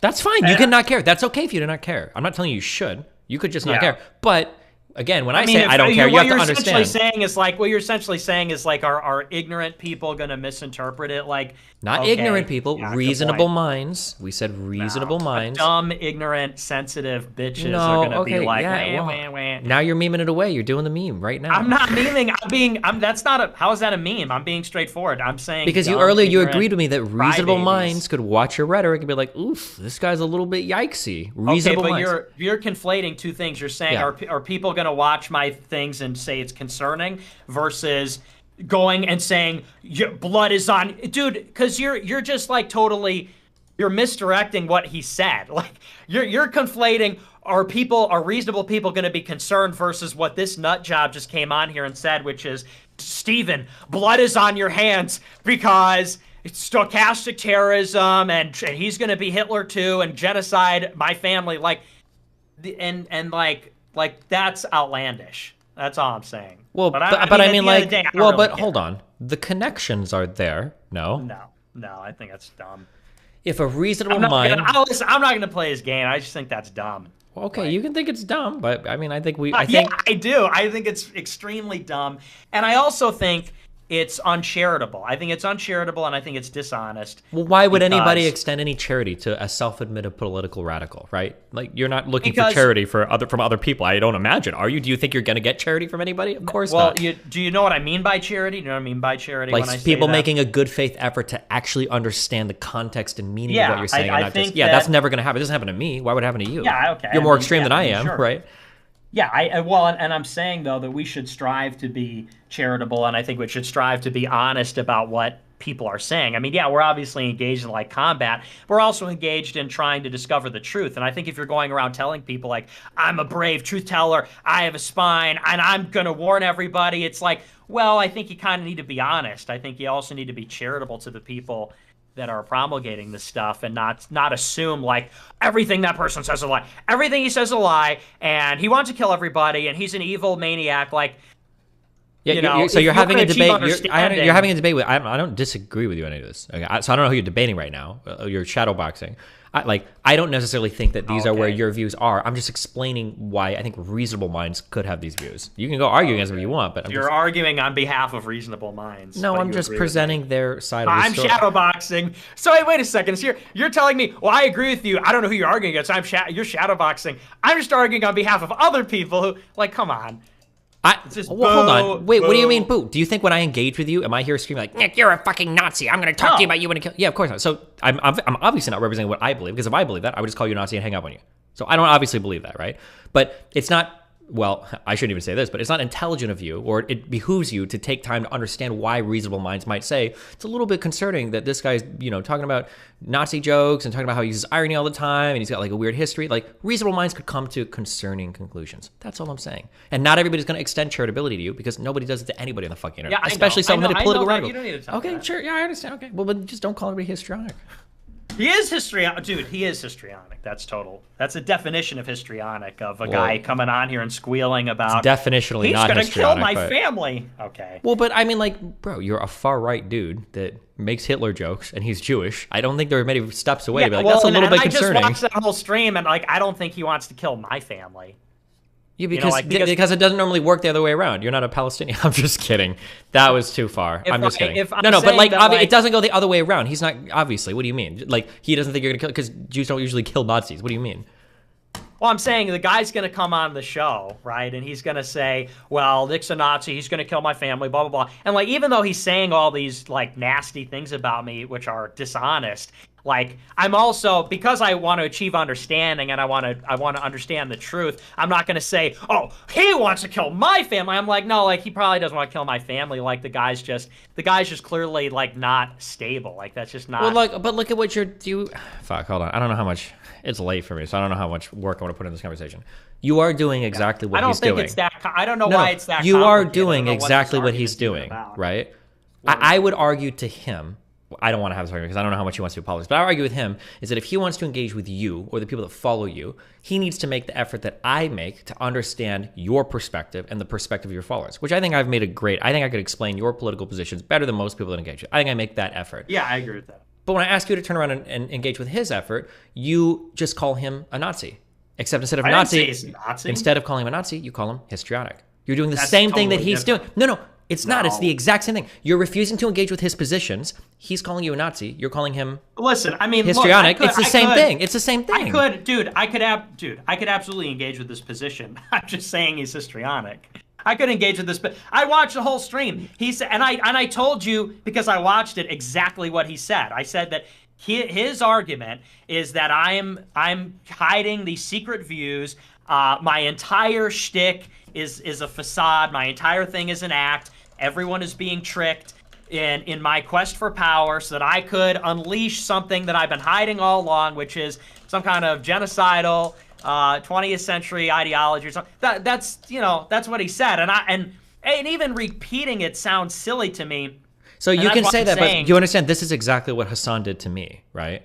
I don't know what what does that have to do with anything? What is that? Because this is what Hassan did to me. I don't know anything about what is it. I don't know what Hassan make a funny has to do voice. with You're presenting a scenario that sounds outlandish, but it's actually super common. When Hassan came into my community, he always presented himself as a center-left liberal social democrat. That was consistently. He even made fun of like communists and socialists. He always that's different. But as soon as he started to gain as a liberal, but he was actually a tanky. Nick's presenting himself as a race realist, blah, blah, blah, but actually he wants to kill my family. Like, come on. The race realist position is probably closer to that than the fucking social liberal is to a fucking tanky. I mean, bro. Not totally. Really? You don't think so? You don't think they're pretty close? You don't think race realism is a hop and a skip away from fucking ethnic supremacy, which is a hop and a skip away from fucking ethnic genocide? Really? There's not. No, because people have believed in race. All people in all times have believed in race up until the last 30 years in the West. Hold on. And that is just true. We are not talking about, look at how you're obfuscating. We're not talking about whether you believe in race. We're talking about whether or not you think what race realism is and the reality of race, racial differences, and that race is meaningful. Now you could talk about IQ, there you that's go. Something different. No, there you go. Now you got a little bit more precise that race is real and there are meaningful differences between the races that come from the races. Why are you, every time I talk to people like on the left, it's like that movie. You ever seen that movie, Who's Scared of Virginia Woolf? No. It's like that. It's just like this. I'm just trying to be clear with our language. Neurotic house of horrors. Okay, you can write me off as neurotic too. I'm the only guy that's going to make any effort to understand you. I think I could ask for the same. I'm just saying, like, I don't know why this has to be like, you know what I'm saying. I think you understand what I'm saying, but I want to clarify what you're saying because we're in a debate now about. We're not in a debate. I just want you to be clear. You're like there now. You're being more precise. We're talking about race now. Race realism is a hop, skip, and away from total genocide. What I'm trying to say is that actually, saying that race is real is not close to saying we should genocide other people because everybody's believed in race. Everybody's. Do you understand the statement "race is real"? That's a very broad spectrum of belief, right? Okay. Like 99% of people believe race is real. But that's not what you mean when you say race. Look, you're playing the game right now. Now you're sad because I'm trying to hold you down on meaning, and you're getting upset. You're like, I just want to be able to say my shit and not get challenged on it. Fuck, come on, Destiny. I don't care about getting challenged. Can't we get some more waffles? Do we really have to do this right now? Like, come on. You just said a moment ago, I don't know how much effort I want to put in this. Okay, so I mean... Well, because now you're again, I don't know why it's always got to be antagonistic and hostile. Well, because we're fighting for each other's viewers. Of course it's antagonistic to some extent. I don't see it as a fight. I see the difference is I don't see it as a fight. I like content. I like talking to people. I like debating. But whenever we get into this, it turns into this. Well, we got what percentage of the audience are we winning over? Where it's I just want you to be honest with your language. I'm just trying to make sure we're talking the same shit. Well, if then you should have no problem clarifying. I'll address Mr. Girl's accusations, which is no, I do not support ethnic cleansing. No, I do not want to kill Mr. Girl's family or Jidion or whatever. So if I could just address that. As opposed to calling him histrionic, I'll address his criticisms, which are that I'm the secret Hitler. That's not the case. Okay. Well, thanks for coming on to clear that up. Although, yeah, do you believe me? I can never give my public opinions of you because I'm not. There's a lot of things that I'm a lot of interesting things to think about, But someday, Yeah, that was. You're on the way you're on your way to becoming center left. I could actually feel it. I definitely think so. Yeah, I'm looking in your chat. They're calling you soft on the JQ. They're calling you soft on race realism. Sometimes I see them in there, Nick. They see the moderate leaking out of you sometimes. So I'm in the top left quadrant on the political compass. So I'm right up there. Who is that guy you were talking to before I came in? What was that all about? Which one? Oh, it's a guy that there's just a few people in my community that just know a lot about a lot of shit, and I look up to him for a lot of like philosophy questions. Or that guy sounded like he was a teenager, though. No, he's probably dude. You're like 24. Yeah, so fucking chill. He sounded like a kid. Fucking chill. I don't know how old Urk is. I'm pretty sure he's somewhere in his 20s. Wikipedia articles. You really? Do you want to argue with him on some fucking bullshit or whatever? You want to see? I don't. Okay, that's what I thought. So slow down. Okay. Yeah. Urk is a respected community member, contributor in my chat. Okay. Sounded like a highly respected. He is highly analyst. respected, professional DG analyst. Good one. Nice. Hey, and by the way, I mean I hang out with the Destiny Groypers all the time. Okay, I'm in the group chat, and there's black guy. Whose name? Chompe was in there. You know him? I don't know. I don't keep up with the group chat. What? I know all the DGers, Chompe and Isa and Courtney. Oh, actually, and never mind. I did get dragged into that one. I know what you're talking There's about. girls and there's blacks and there's gays and there's girl boys I and know. boy girls. And you're into all of it. You're cool and with the all of them. whole spectrum. You're Yeah. soft. And I'm hanging out and I'm chatting them up and we're having a great old time. And you know, so I'm not like trying to kill Mr. Girl's family. But what's with Jidion wants to kill me? It sounded like Jidion and Abba were like just trying to like incite a riot against me. They're like, we did. So what you're saying is you should kill Nick Fuentes. Like they were literally egging Mr. Girl on. They're trying to radicalize this guy like FBI style. Wow. Right? I mean, even you were like, well, I don't endorse that. Well, no, he was saying that the logical extension of what Mr. Girl was saying would lead him to strapping up. That's what he was saying. Yeah. Jidion was in there like, you should go kill Nick Fuentes. Well, that was. Like, whoa. Oh my god. I know. I'm joking around. I'm just joking around a little. Oh my god, I gotta be so on guard with all you motherfuckers. Okay. Well, is that all you got? Are we good?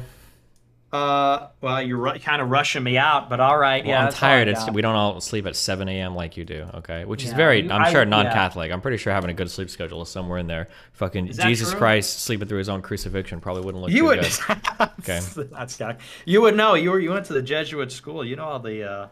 Yeah, that's true. You show up at 7 a.m. or you get jug. You know what jug is? War master. No, what's jug? Oof. Jesuit school's jug is morning detention. It stands for justice under God. You sit there and you stare at a chalkboard. You don't get to do homework or anything. Okay, rough times.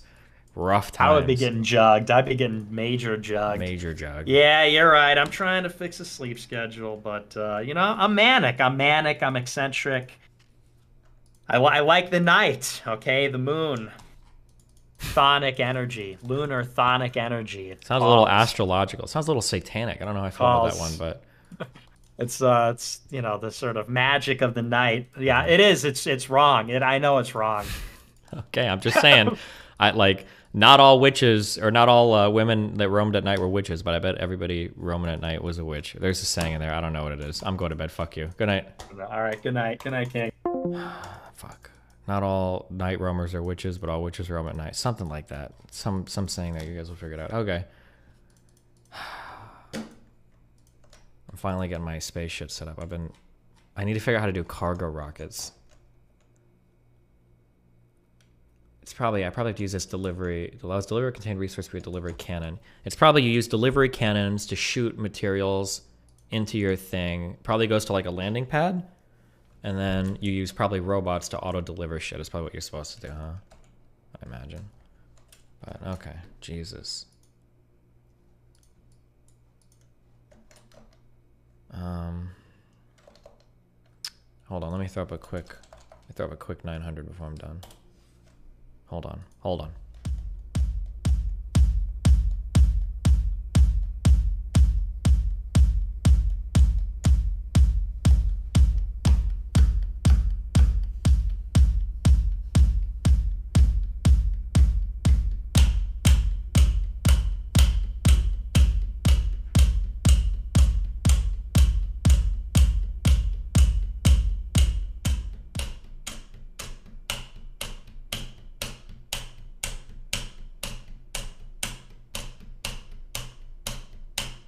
Are you serious? Bro, that was like 950. I'm done with this shit. Fuck this game. This shit is fucked. This shit fucked up. I don't care. Don't care. All right. I love you guys. It's been fun. Ribberino, cappuccino, pappuccino, hoppuccino, moppuccino, cappuccino, cappuccino, appuccino, alpuccino, my deuterinos. Who's streaming?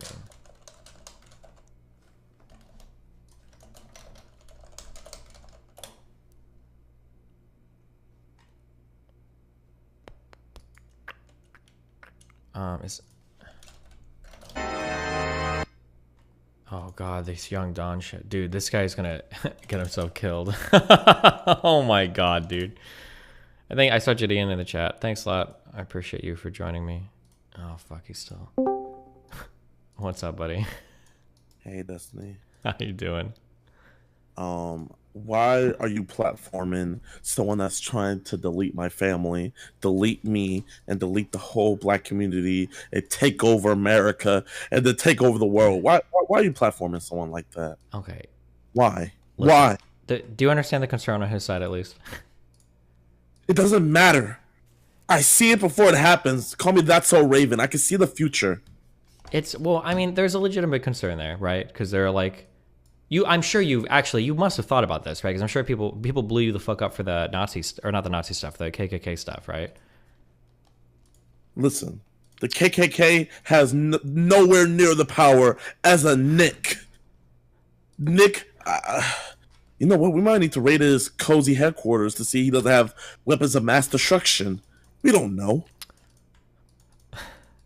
Listen, you're close to getting an L, okay? Slow down.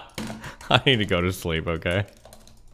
Hey, man, I just hope you could sleep at night knowing that my family's gonna get deleted. Okay, I'll try my best to sleep easy, okay? Us white people have never really cared about the suffering of your kind much, so I'll get by. I love you, buddy. Love you too, Destiny. Wait, what is that game you play? It's called Factorio. You wouldn't like it. It's the worst game ever, but I love it. Like, it feels like you don't even like the game. I think love you just it. You do. Have you do you play games? What kind of games do you play? Play like 2K, Fortnite, like little horror games, whatever my It's like games where you you mine resources to make machines to automatically build other things, to make more resources to automatically build other things. It's like that. It kind of looks kind of mindless. Is it mindless? It's actually one of the biggest brain games ever. You wouldn't stand a chance, okay? If I'm being honest with you. Because I'm black. I know. I understand. No, I wasn't going there, okay? Our brains were just, they're like peanuts, you know? Where you said it, not me, okay? You guys got heated tonight. Jesus, I thought I was going to have some fucking race wars going on in my Discord. Holy shit. Well, wait, what happened? I don't know, when you started bringing up Jewish shit and black shit and everything, I just got real uncomfortable, okay? Wait, who? All of you got, you and Mr. Girl were starting to go hardcore idpol on each other, identity politics on each other, and it was, bombs were dropping, Jesus. I didn't bring up anything about black people. Sure, maybe you guys were fighting over it, okay? Damn. I wasn't fighting Mr. Girl. Okay. I wasn't fighting anybody. Abba and him, okay? Abba and Mr. Girl. Yeah, fucking with y'all, Loki might get me canceled. Damn, it might actually. Be careful, okay? Alright, well, you need a voice changer when you come on here. Crank it up a few octaves, alright? I'm gonna just hide in chat and just like troll. That's, you know, people do that too, so. No, you know, we'll try to get to it, man.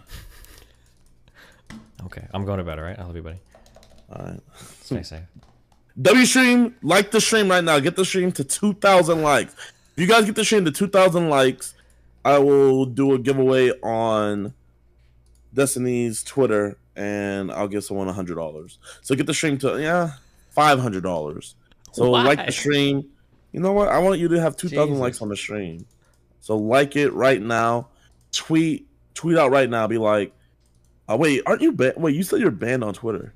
No, I have another Twitter account called the OmniLiberal. Damn, motherfucker, you follow me and you don't even know this? What the fuck? I know, that's why I'm asking. Like, how, if you're banned, how do you? Well, I put pansexual, genderqueer, neurodivergent, polyamorous. I put all this shit in my profile. And it seems like it's kept me safe. That's why you put that.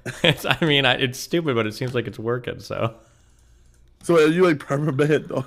Yeah, it's for stupid shit too, but hey, what are you gonna do, man? Don't look through my old tweets, okay? You won't ever come back to my stream, so just give me a warning on that, alright?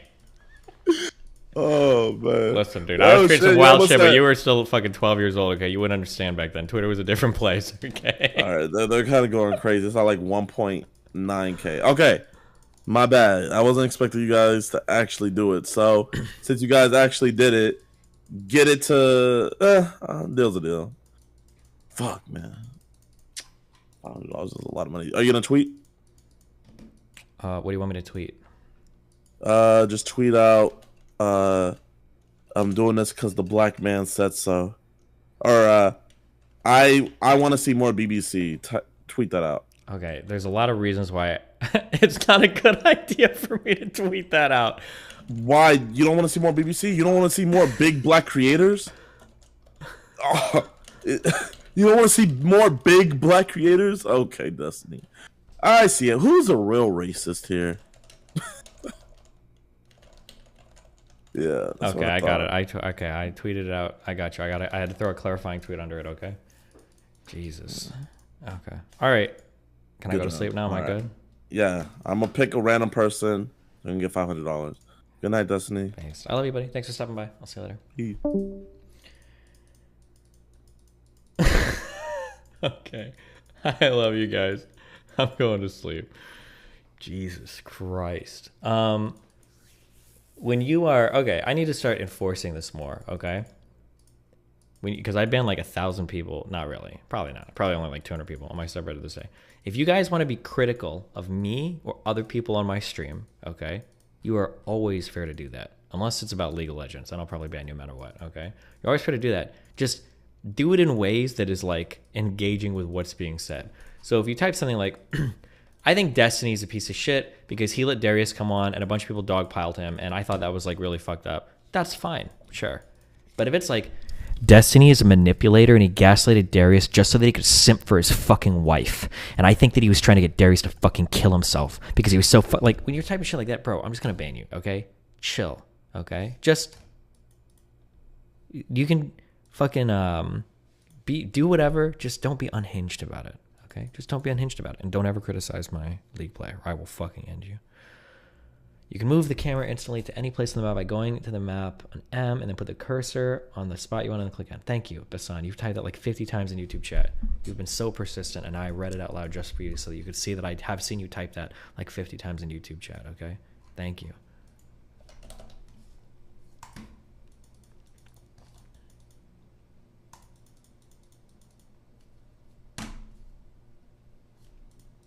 Okay.